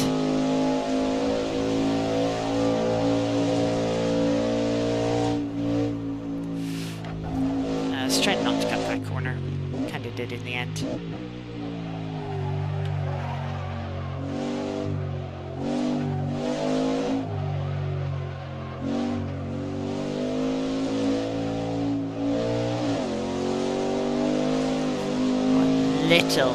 Little glance with the wall. That looked like a car lagging there.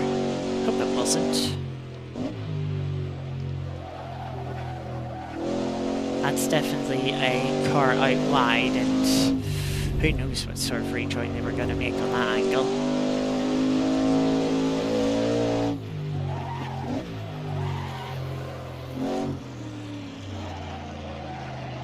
Big slide there for the 71. We're just going to try and nip down the inside,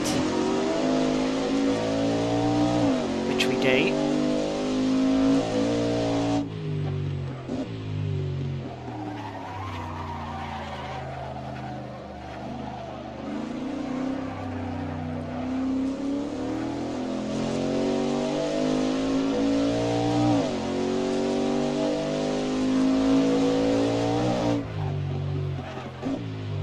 Looks like we're coming up on sort of a little bit of a batch of traffic.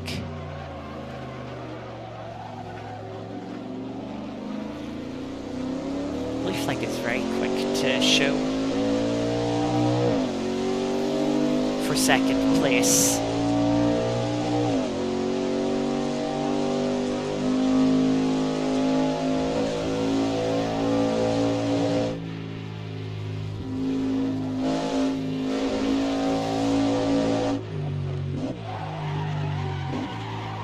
Timing that run a little bit better than the last awkward moment we had coming up to the final corner here.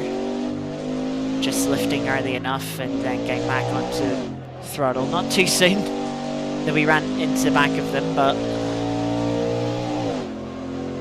early enough that we got the move done easily enough.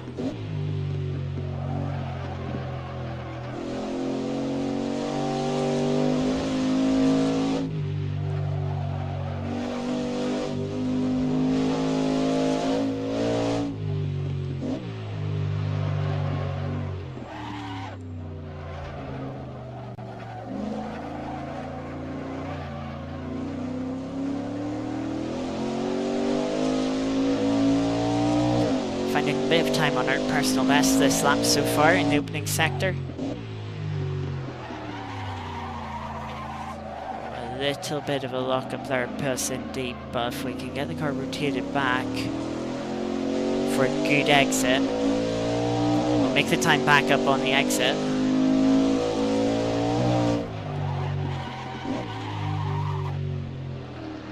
You can just hear the tire screeching as it locks up. Under rotates, being absolutely tortured in that braking zone. Lost still a bit of time in that corner, but only a 10th.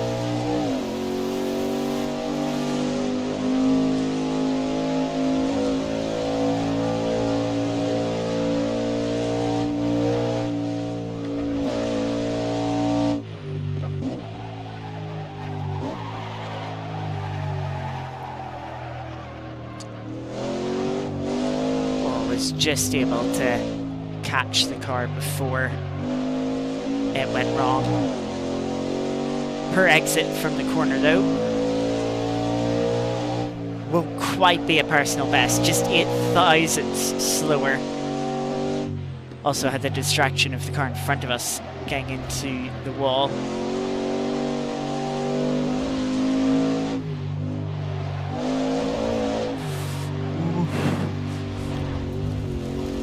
was a risk. Ooh. Oh, no. Alright, car's going around.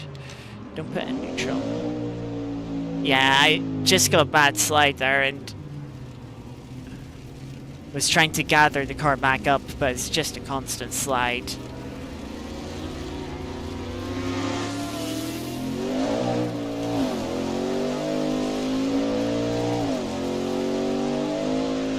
And then, yeah, a car behind us ran into the side of us as we were trying to catch it up. Oh well.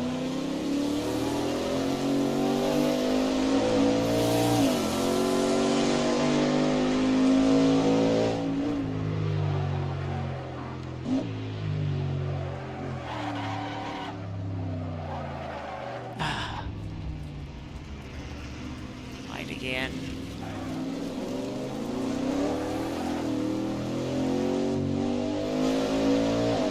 Still have a 20-second gap to the cars behind, so while we've lost quite a bit of time this lap, 20 seconds you can see on the delta. We're not about to lose P6. Just need to calm ourselves down.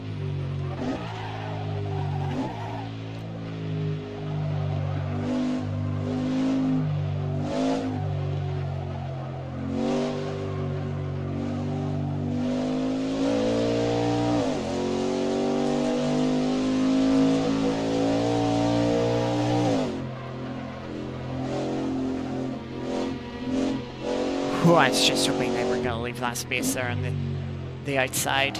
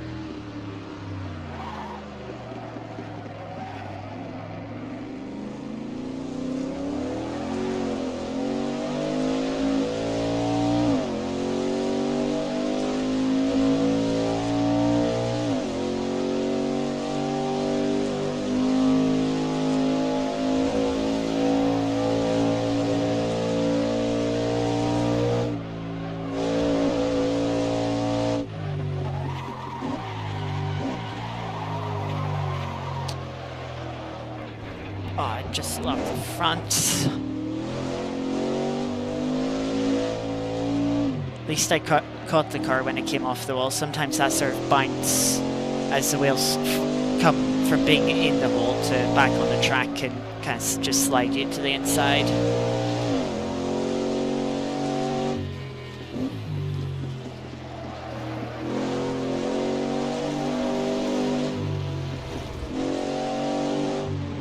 Gonna let us through. Appreciate that. It was kind and generous.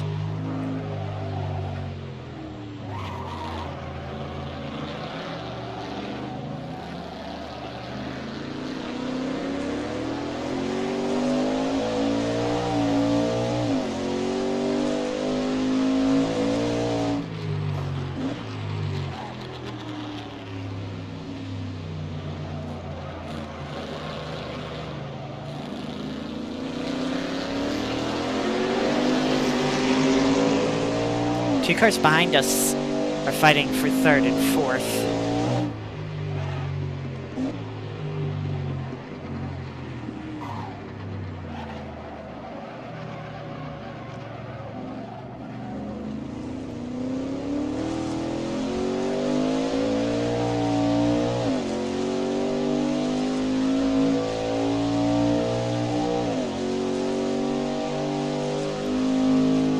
Lap 46. We are a lap down, so we'll only be going to 61 laps.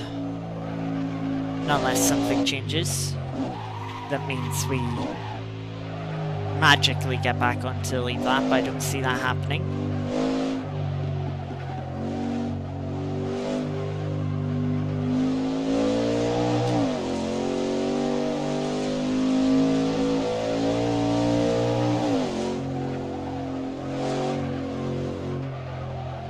Understeer starting to kick in T1.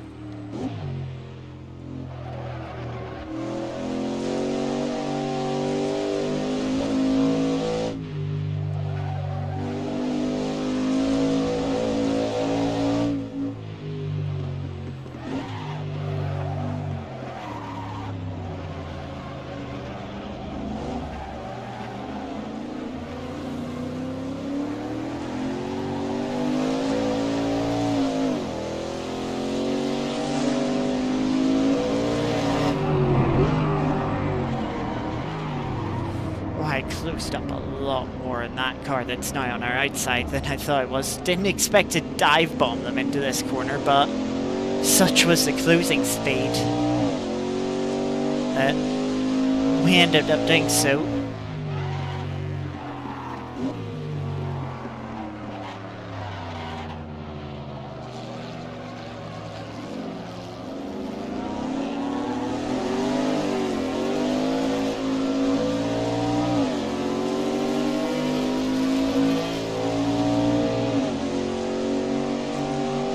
So we'll have 14 laps to go when we cross the line here.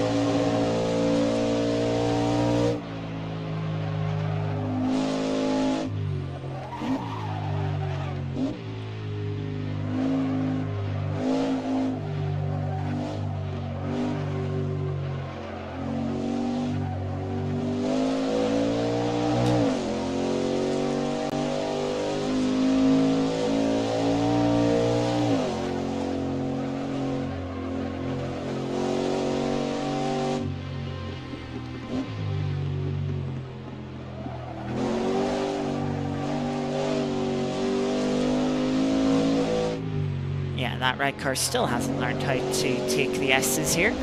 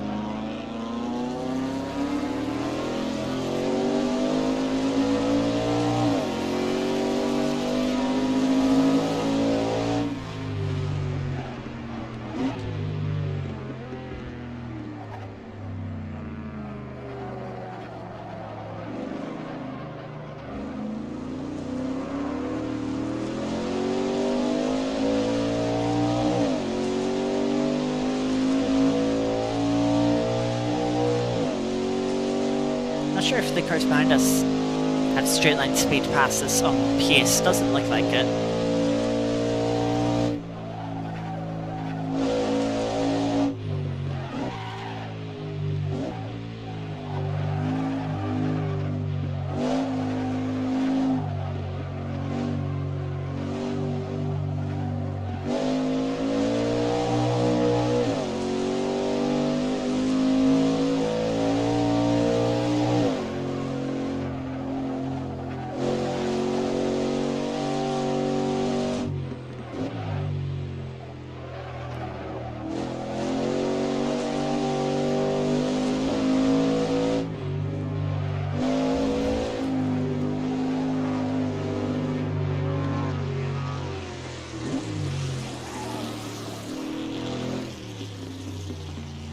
Go let the second car go through as well.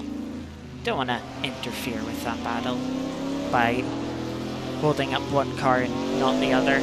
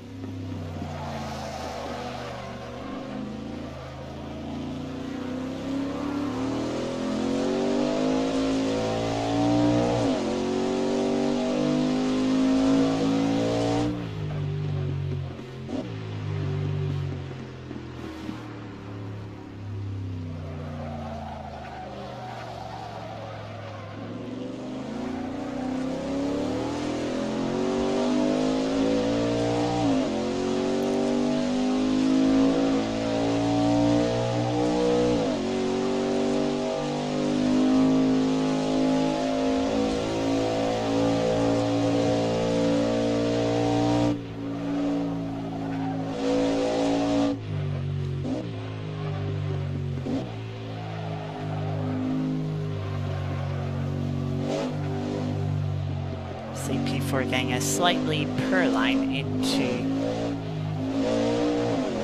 the final corner here. Though, to be fair, our lines haven't been much better throughout the race.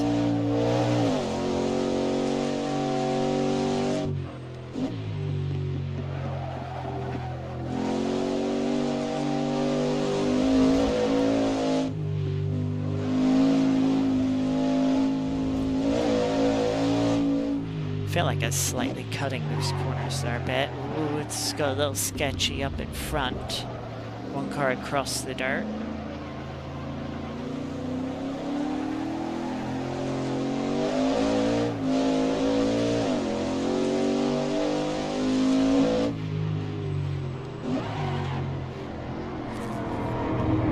Sneak up the inside of the Corvette. Was being careful and was thinking all way to turn, but I don't know if they were cautious or if that's just the pace of their own car, but we were able to sneak through anyway.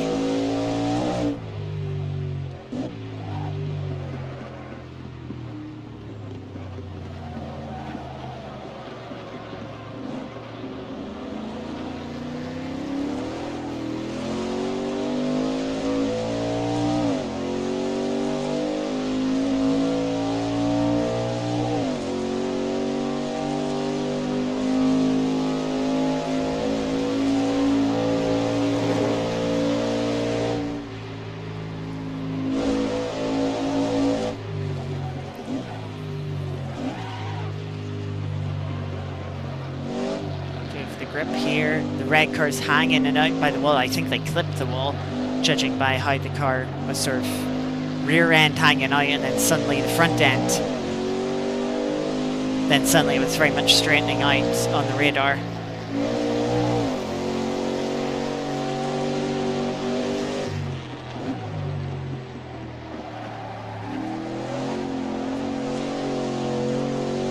Just about got that move done.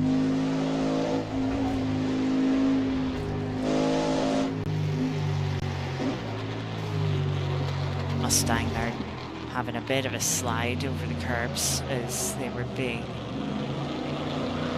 lapped.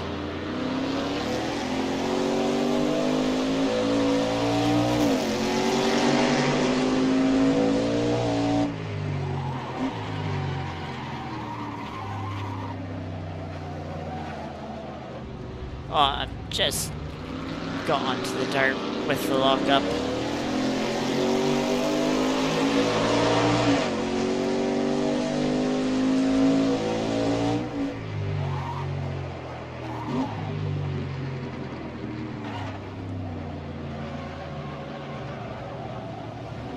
Looks like that green car there went for a little trip onto the dirt.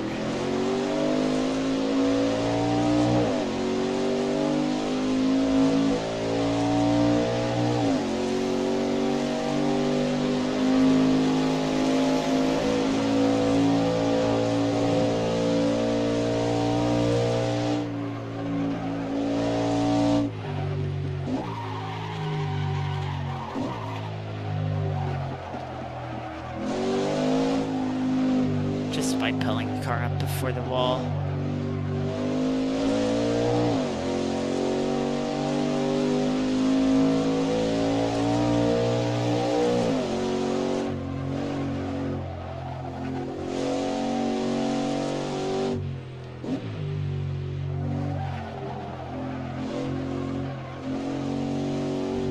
That's a little bit of a cut, but we were lifting to not key in from it.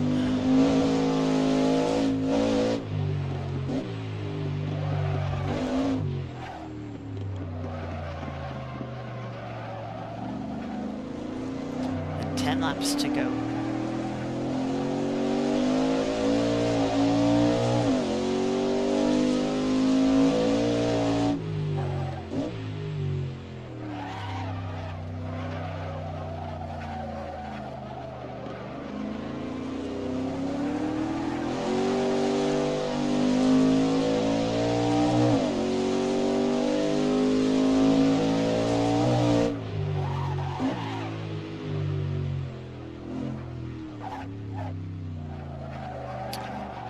P4 running wide onto the dirt.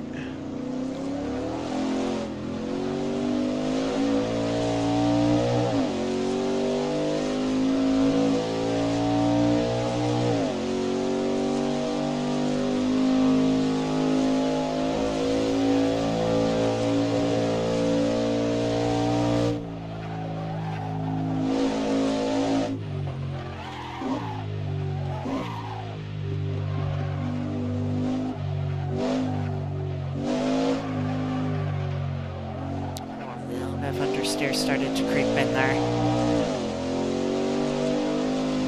Start bringing me a little bit closer to the wall. Oh, the understeer there is horrific.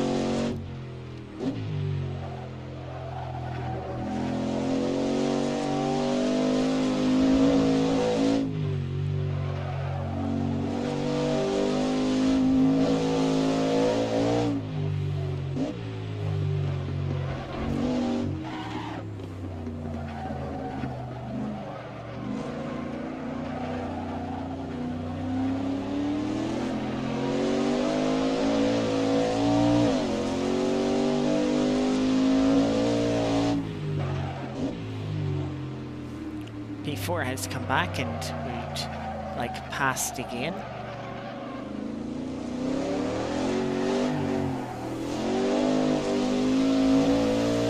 Really struggled for traction there, and that's gonna allow P4 past.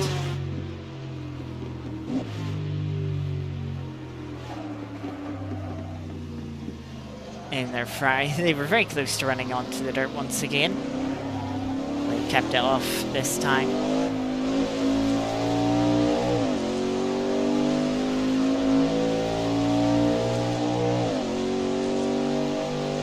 In the slipstream though, can we come back at them? We sure can. I'm just gonna lift. There's no point.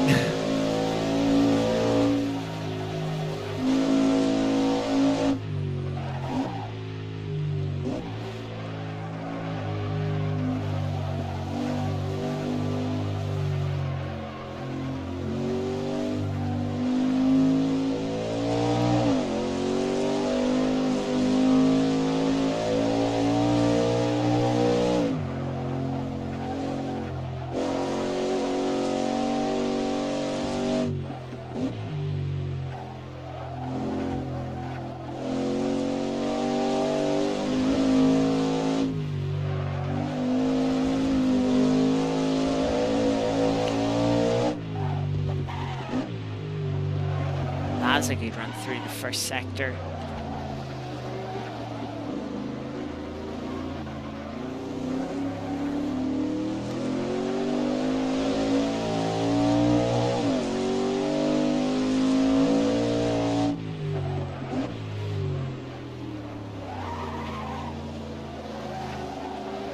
That was P3 there, spun on the outside of the hairpin.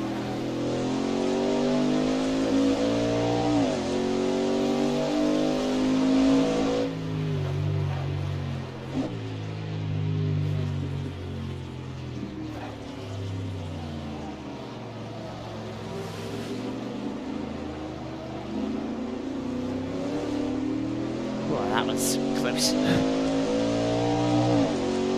little awkward there, but it kept it clean just about.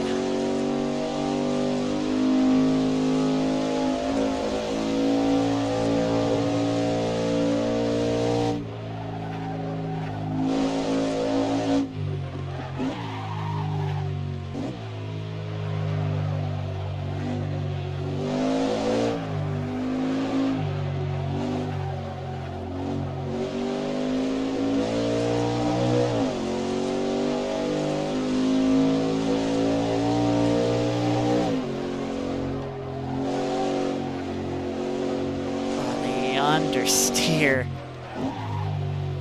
Front does not want to grip up through some of the corners anymore.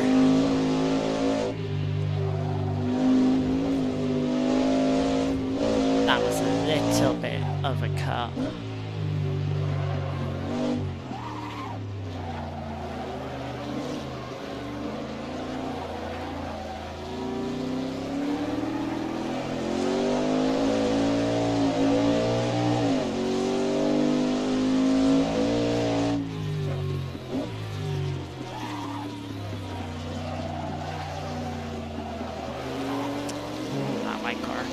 Cut down quite a bit.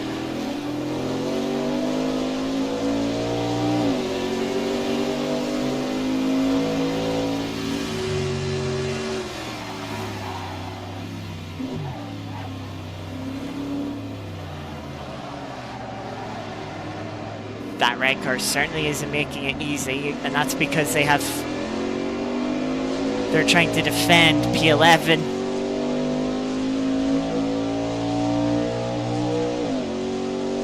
Whew.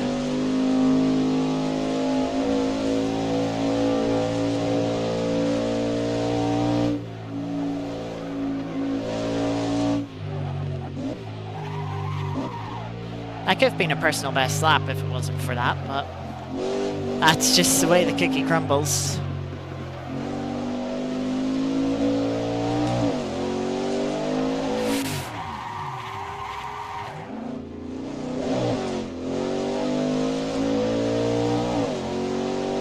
Rear end really stepped out there. Felt like you'd hold on to it, but rear wasn't having it. Had to kind of just lock up the tyres to prevent the car from spinning into the pit lane. That was a cut. That was a cut. That's nearly a cut.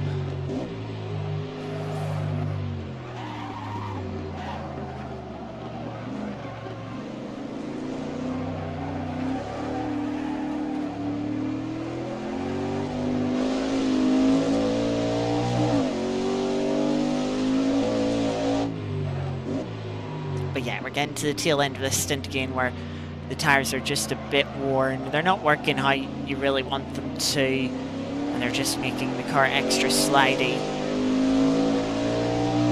extra difficult.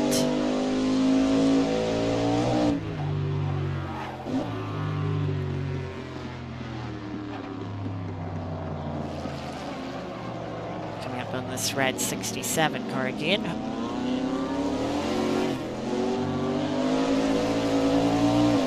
Car wanting to do anything but go in a straight line as we try and accelerate onto the straight here.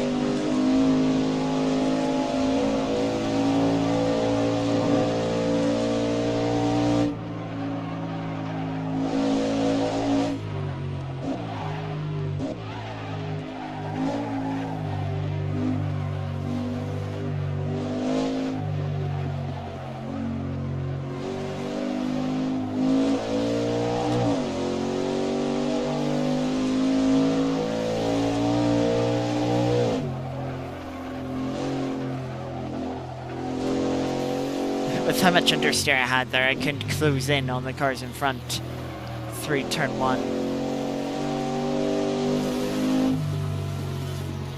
We'll just have to be patient. We've got a couple of cars here, so we don't really want to go for one move, because as we try and pass one car, we'll just find ourselves in the back of the second car. Please run out wide, please run out wide. That's enough, thank you.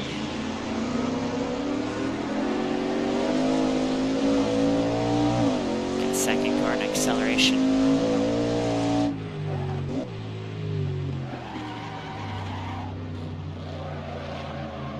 Lock the left hand side tires up.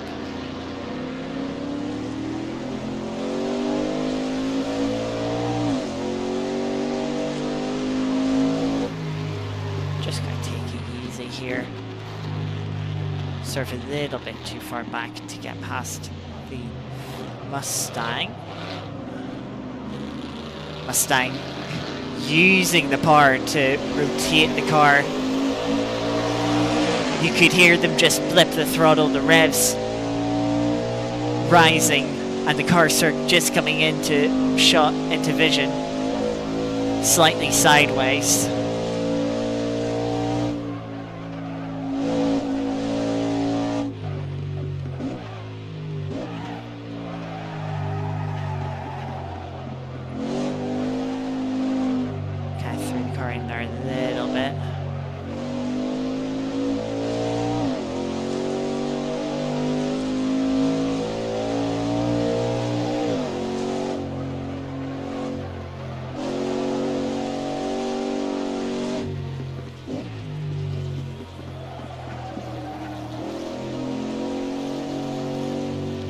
Fortunate place to catch this red car.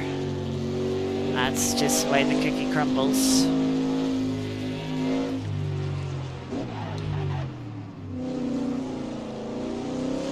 I just kind of looked at a move there and it's like, no, this isn't going to work. Let's just bail, use the escape road. And I knew I could carry speed into it from using it in practice or qualifying. I can't remember if I used it on, if it was on stream. I showcased it accidentally.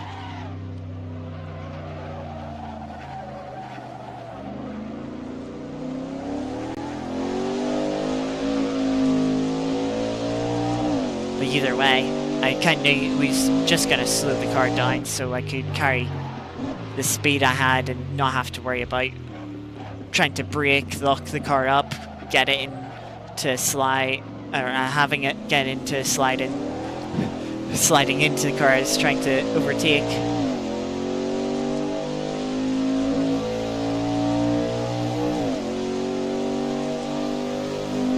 There'll be 3 laps to go when we cross the line here.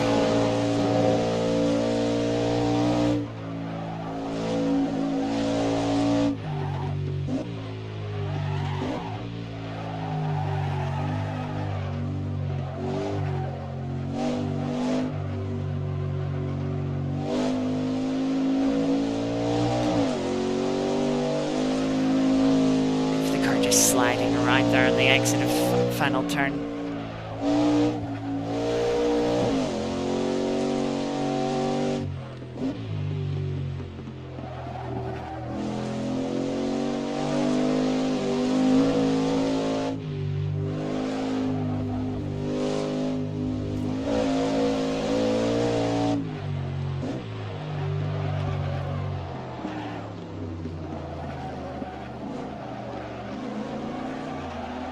It'll be difficult to try and improve on the personal best with the worn tyres.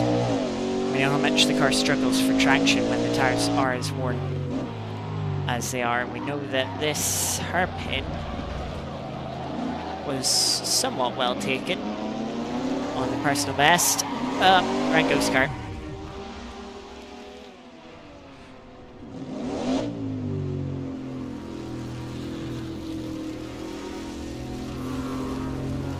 We have 30 seconds to the car behind, so we have time to make sure we safely get going again. Just see how much the car struggled for traction or span the wheels. If I spun the wheels any more than I did, we would have went round for another donut.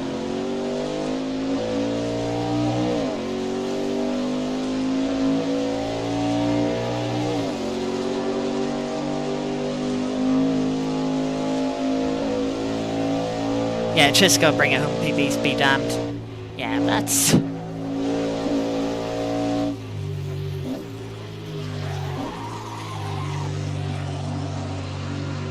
that's not fun.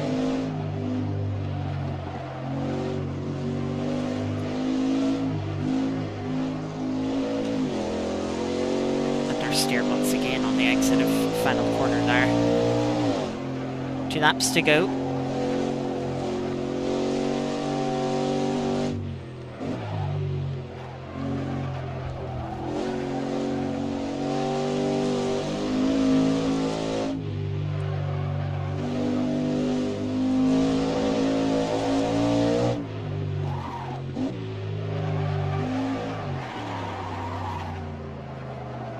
Car was sliding about a little bit.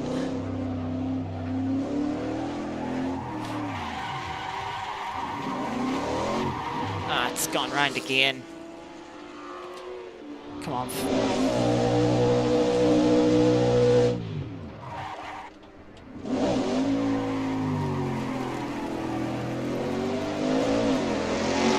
Yeah, the rear tires are just absolutely gone. And the problem is, with the sort of half spins I've had, or spins, the rear tires I've kind of destroyed them. So that's just made the car even worse for traction. Just noticed 5 seconds back is the next car.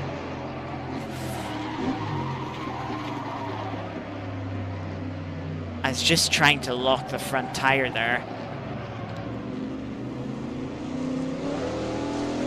to make sure the rear didn't spin round. I knew how difficult that corner was.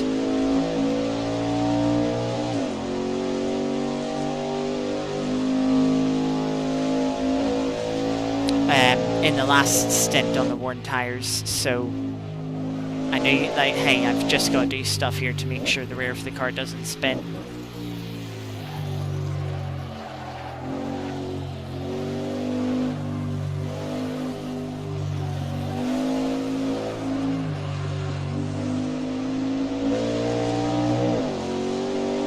Got quite a few cars between us and the car behind though, which is going to help us on this final lap. Well, it says 61 is 62. We are a lap down, so it will be our final lap of the race. Just got to take it safe at this point. The rear tires are dead.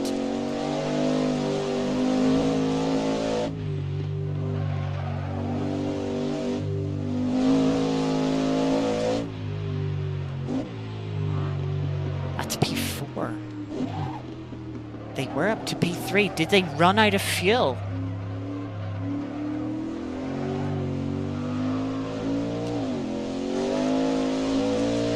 Car behind did a personal best last lap.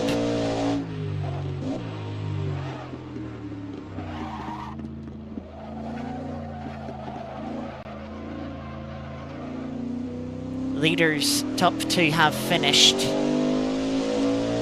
Looks, yeah, you can see the one has to cross the start-finish line. We weren't too far from being lapped again, actually, with those mistakes. Just bringing the car home, careful on the throttle. 2 corners to go.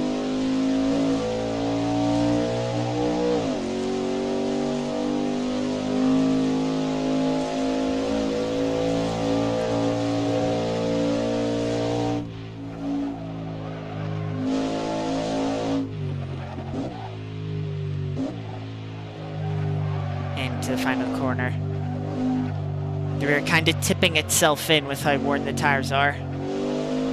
I think we've got the straight line speed on the car behind, considering how we kind of opened the gap up on the straight there. But across the line, there we go, P6. Kind of whereabouts we should be on pace. We maybe could have potentially had P5. But yeah, a few too many mistakes throughout the race. I think the driver that is in P5 made a few mistakes at the start of the race. You know, we've seen them sort of behind us, then they dropped back a little bit, then they got back to being behind us, and they dropped back again. You know, so I think they made some mistakes in the first part of the race when I was keeping it clean, and then I made mistakes later on into the race.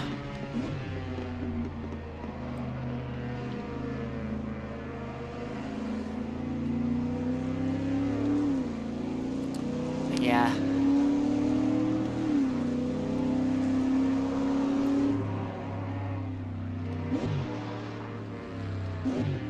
Seems like we can complete an in-lap. Sometimes the server usually resets before you can.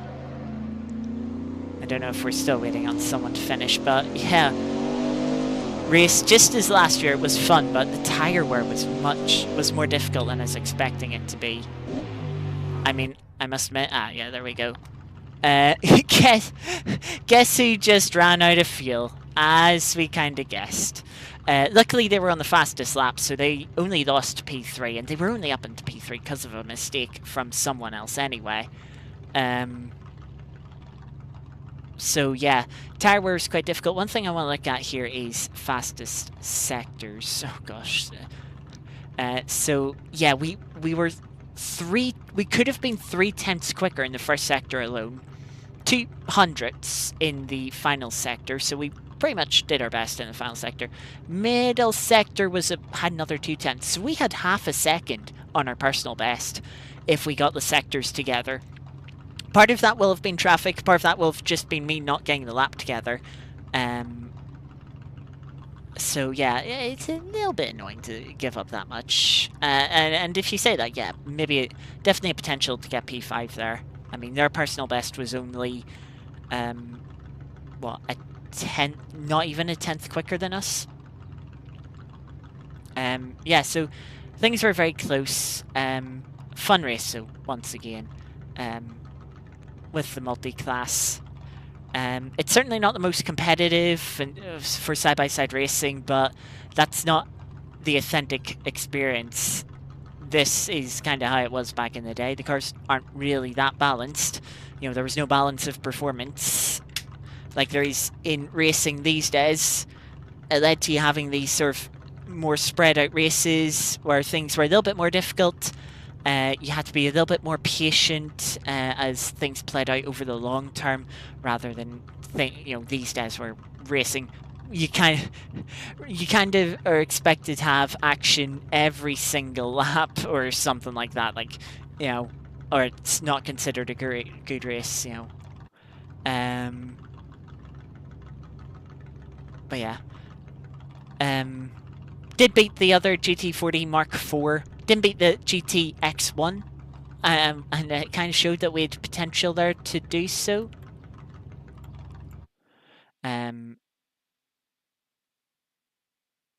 But yeah, still, fun race. As last year. Looking forward, there are going to be more events this year. If you are also joining for the first time, a few people like Peppercorn Yin that has been here. Thank you for being here and being so active. There is a playlist in the description. Well, there's two actually. Classic sports car races. Basically, this includes this race from last year and all the events that happened since then. So we did Kalami Classic. We did what else? Le Mans 2.4 hours, as well as the Austria Ring back in its classic format, as well as a little spec race, a smaller one earlier this year. Actually at the start of this month, that was good fun. So yeah, they'll play this if you want to see how some of the more of the races went. Kyalami, if you want a good race, Kyalami was a good one. I would recommend checking that one if you do go back. But yeah, and then there's another playlist of all the Assetto Corsa and ACC races we've done on stream as well. A lot more of them in the playlist, but yeah. Love the vintage race sim racing, and hey, fellow trans driver, hey, yay, nice to have some trans representation. But yeah, the vintage racing is good fun. Sliding the cars about, it's something different than the modern stuff that's a lot more solid and on rails. We fly our flag and chase the checkered one. Exactly, we sure do indeed.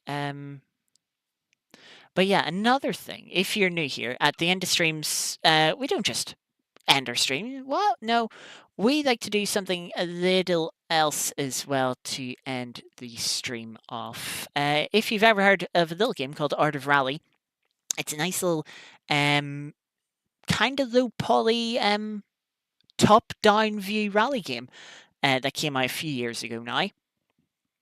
By the makers of Absolute Drift, Golden Lap, classic racing race manager that came out last year, as well as the upcoming On Top of the Hill, I think. But it's essentially same style as Art of Rally, but a SnowRunner game. But we can switch over now. There we go. And we just like to do the events on this. So we start off with the daily event here. There's online events, daily and weekly events. We last did this last week. We don't have any results to go through. Over the last week, I should say, I've had some health issues that have meant no streams. And yeah, I haven't done them. So yeah, but we can look back at the weekly event results when we get to it. We have a over the hill. That's it. Over the hill, not on top of the hill. I knew on top of the hill was wrong, but it's best that was coming to my head. Over the hill. Yeah, over the hill does look good. I mean, I've not been as interested in the SnowRunner-esque games, but yeah, I mean, Art of Rally is a great game, and I hope that Over the Hill does well as well. Just these devs seem pretty good, and we'd like to see some success for them.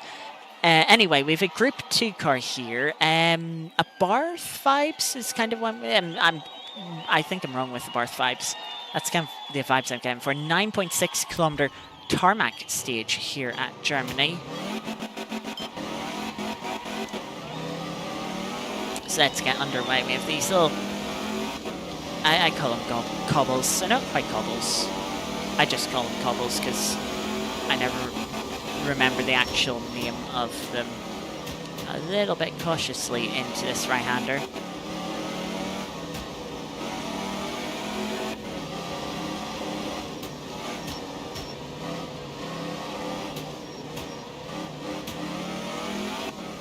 I think this car's front-wheel drive. Struggling to tell, to be honest. But it doesn't want to, the back end doesn't want to seem to slide out too much, and putting the power down kind of feels like it wants to straighten out, so that would give front-wheel drive indications.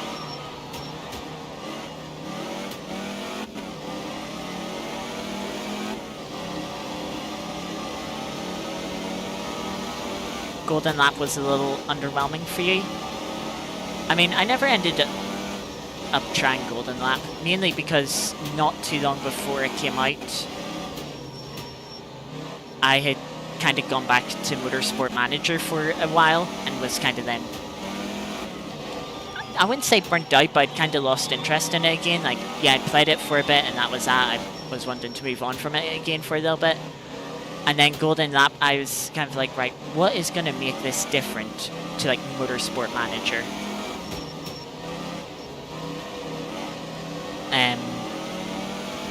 And there didn't, nothing really popped out to me, so I was like, I'll probably just pass on it.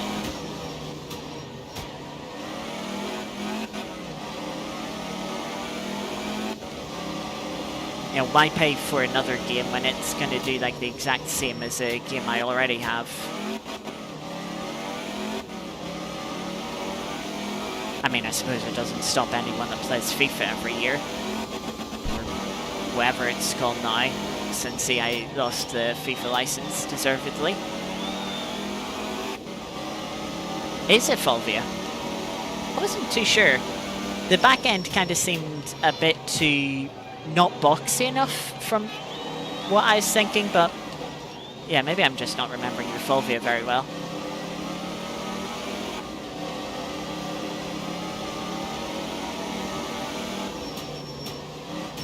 Yeah.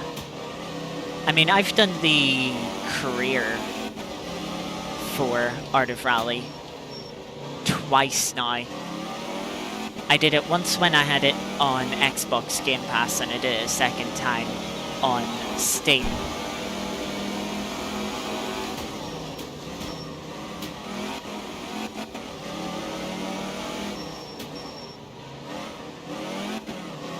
And so now I just do the daily events. It's a nice little way to end the stream, nice little bonus.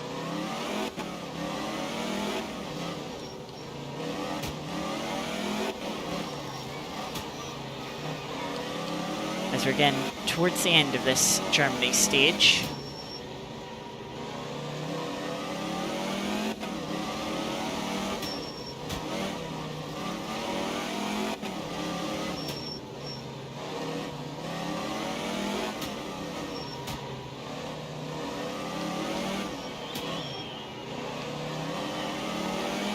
These slightly awkward chicanes at the end.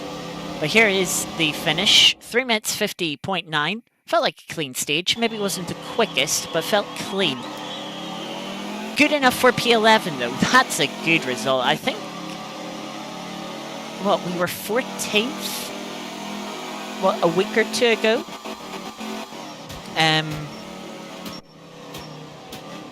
Yeah, that's a really good time. Top 11, top 3% as well. You've done as well. Even ran the free room collectibles as a speedrun. Oh, interesting. Yeah, I've done all the collectibles. I haven't done it as a speedrun. Oh, that'd be interesting. Yeah, running as a speedrun. I've never considered sort of having the collectibles as a speedrun. That'd be an interesting speedrun.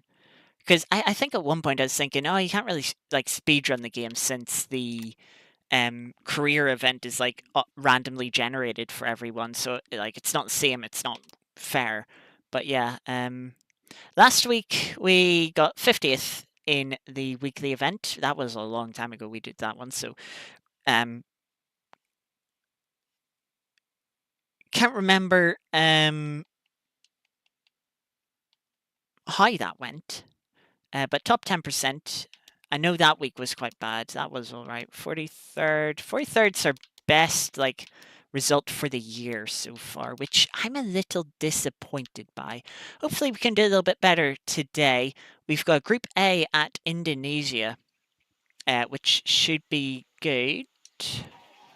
What group? Fort Cosworth we've got here, I believe. I can just see the rear wing. So Fort Cosy, 6.4 kilometer dirt stage to start off with here.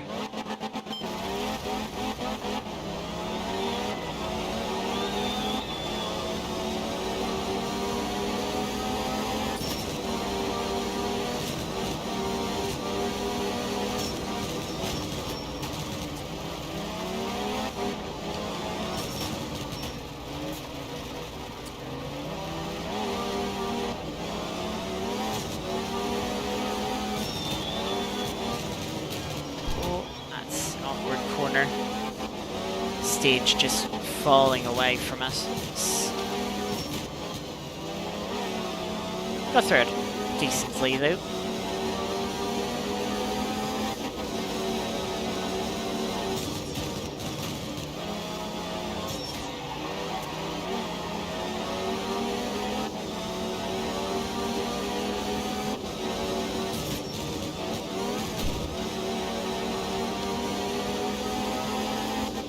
Nearly hit the side of the bridge there.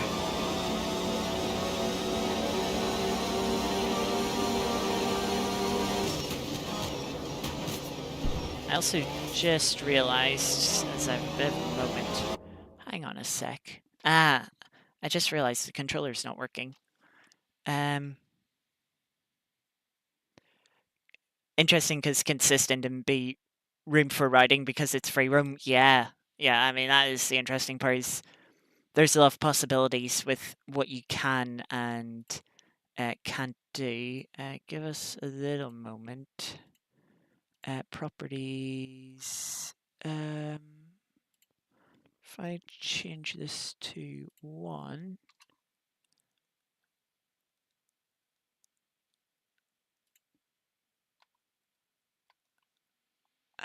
No, it doesn't. That doesn't seem to want to work.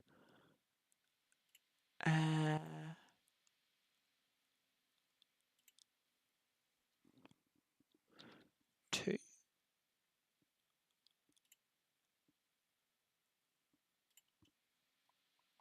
Nope. Sorry, just give me a moment here. I don't know why the controller thing is being so awkward. Nope, that definitely doesn't work.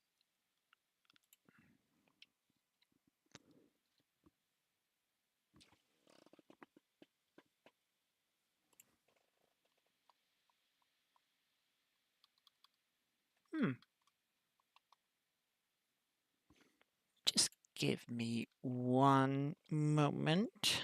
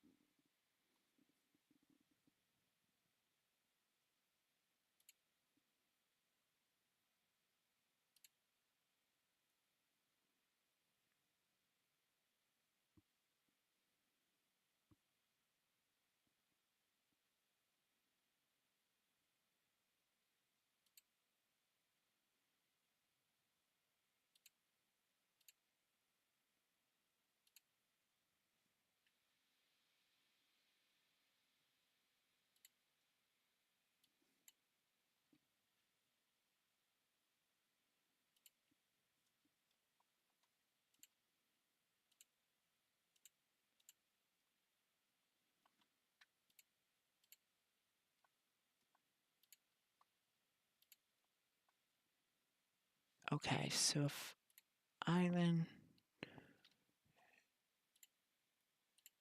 do this, now it's working. There we go. For whatever reason, it's just been weird with, and despite being the only actual controller I have plugged in, Xbox controller, by the way, it's assigning itself as player 3, when usually it's player 1.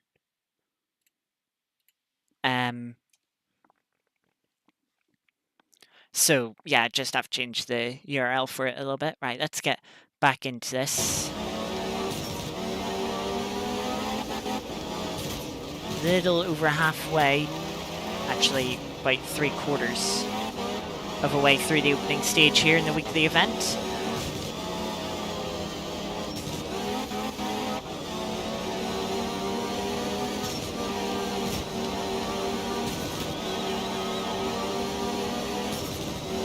Is it not working again now?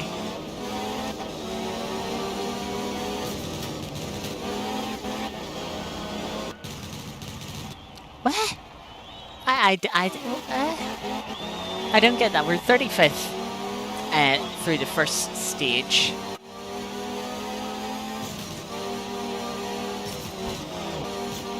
Right, it works now. And I open the game and it doesn't work. That is so weird. That is so confusing. If I tab out of the game, no, it doesn't work now. If I press properties, it works.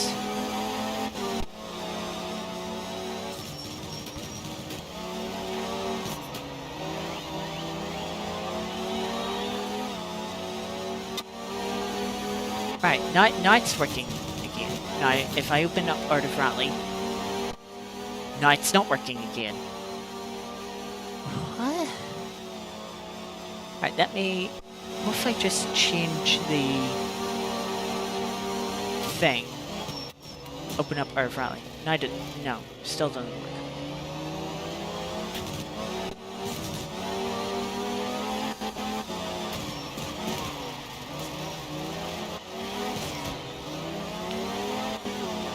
This is baffling to me.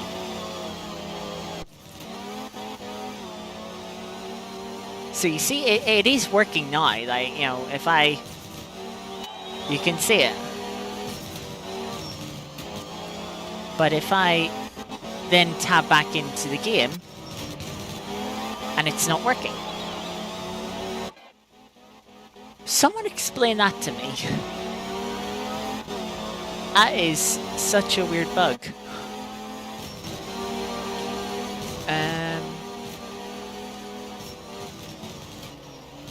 What if I do that and no, it still just stops working as soon as I tab out.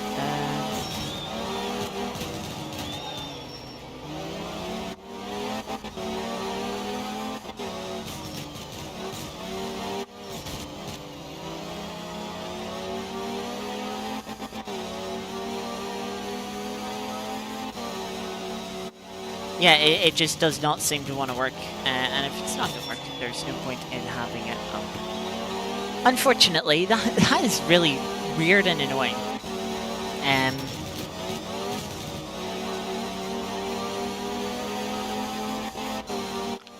Let's continue on then. Get the 3 remaining stages out of the way. So, second stage here, we're running the same stage in reverse now. Uptime for my PC, it's not that long. It's like today, since I turned it on to watch the rally this morning at 9 o'clock. So 12 hours, just over 12 hours now. Still really weird. Right, we're running same stage as the first one, but reverse now.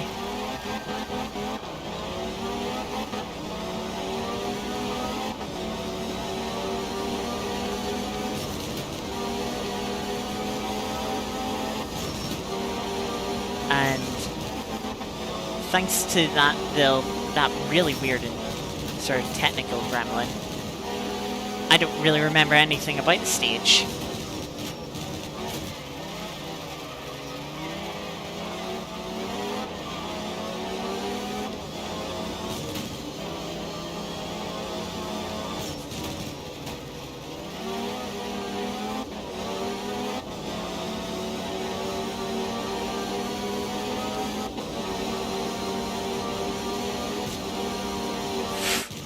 Oh, you're kidding me. You're kidding me. I was thinking to myself, right, don't hit the bridge here.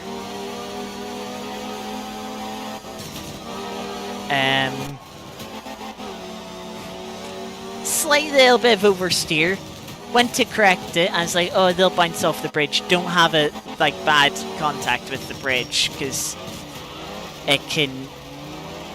Yeah, wall contacts in this game can spit you out quite weirdly. And the game was just like, oh yeah, this sort of, like, kind of glancing blue, yeah. Instant terminal damage. Oh. Oh, that's annoying.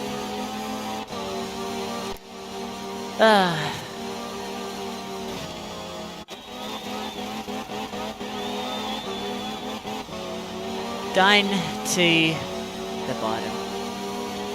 It's been a good while since we had a terminal damage. I mean, a lot of the time, you can... I think one of the times, I think it was on this stage of Indonesia, the direction we ran it the first time, I think I did hit the side of the bridge at like 150 kilometers an hour.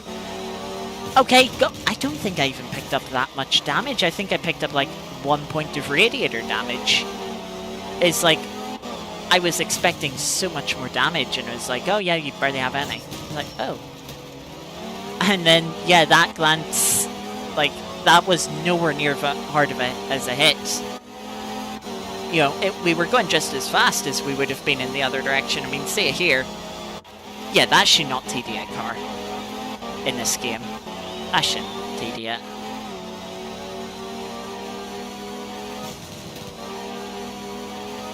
I've had far worse crashes, and the game doesn't TD that I haven't been TD'd for, so...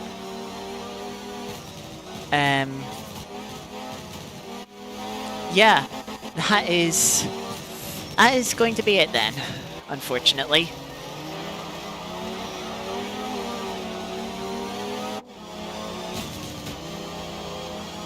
You could get instant terminals just going onto a bridge. Yeah. I mean, judging by this, it could still use some polishing, but yes, I suppose it could be worse. But yeah, that is... yeah, that's going to be it. Yeah, a fun Riverside race. Unfortunately, kind of same as the Austria Ring race at the end of last year. We kind of find ourselves sort of quicker than cars behind us, but not as quick as those in front of us, and just ending up in a bit of no man's land. We did kind of have one car that we could have fought on pace, but I don't think neither of us were consistent enough for it, really. You know, I was driving away at the start, they were making mistakes and falling back, and then I made mistakes throughout the middle and end part of the race that allowed them to get into front.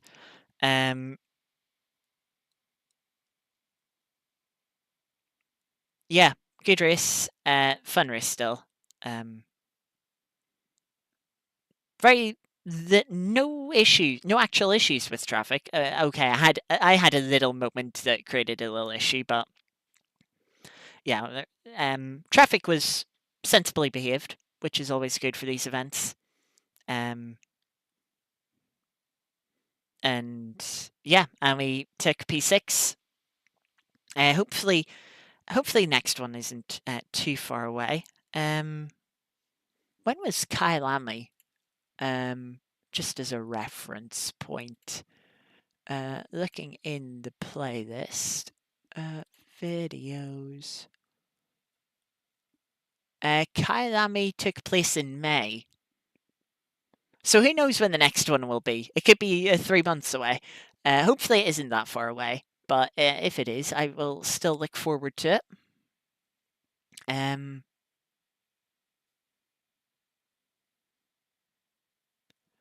And yeah, then yeah, our rally, good, a very good daily event in Germany apparently. But yeah, shame about the weekly event. Um, we will be back tomorrow for stream. Tomorrow we have a 2.4 hours of Silverstone on ACC, continuation of our Sunday series. Obviously, took a break last week as other things were going on. Kind of fell very nicely into me having the health issues and wouldn't be able to have raced anyway. So yeah, but we're back this week. See if we can continue on our sort of streak of a good result, even if we have a very poor qualifying. Maybe we can do a little bit better in qualifying, but I'm not holding out much hope, to be honest, for Silverstone. It's not the greatest greatest of tracks for me. I tend to kind of kill the tires around there. And the little bit of practice I did yesterday,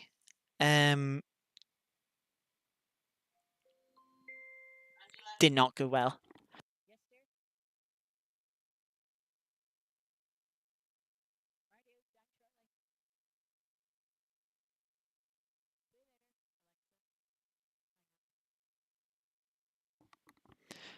Just interrupted it right as we end stream. But yeah, so not great tracks, struggling a little bit. But hey, the race always throws up opportunities. It's going to be a dry race, no British weather. Disappointingly, as the rain has worked in our favour the last two rounds, but yeah, it'll be good to have another dry race. See what we can do this time. Hopefully, we don't struggle too much. But yeah, we will just have to wait and see how it goes. Hopefully, we don't get murdered. We haven't been murdered so far this race. We've had a big contact at Nürburgring, but we didn't get murdered. And hopefully, yeah, that goes well. And then throughout the next race, we should have a Le Mans Ultimate race on Monday. Again, we're using the old hypercars and the now unused hypercars within WC. Then on Wednesday, we'll be returning for our hypercar series. I did run that race, by the race for this week, which was at Imola off stream, since I was sort of able to drive now, but sort of still recovering with the health. But yeah, we've got a 90-minute race around Fuji, so it'll be interesting. We've done Fuji in GT3s and LMP2s so far, so it'll be nice to try that in hypercars now. And then we have our final Friday race next week in the GT3s at Le Mans for 80 minutes. Our shortest race round Le Mans so far. But yeah, it'll be first time trying GT3s round Le Mans. Is it? I can't remember. I think it is, because I've done LMP2s and hypercars, if I remember correctly. So, yeah, I think this would be the first GT3 one. So, yeah, looking forward to that. Should be good fun. So, three LMU races coming up next week, as well as our 2.4 hour on the next few Sundays. 3 weeks of that still to go. But yeah, the Mon Ultimate Monday, Wednesday, Friday. Those streams starting 9 p.m. UK time on Monday, so about 20 minutes ago when we get to Monday. 6:30 p.m. I should say for tomorrow on the 2.4 hour for ACC. Then about 6:30 p.m. again UK time on Wednesday, and then about 8 p.m. UK time on Friday. Love the lack of consistency in start times, but yeah, that's just the way it is. Again, thank you all very much for being here throughout stream. Thank you, Geeky. Thank you, Peppercorn Yane. Great to have you here first time.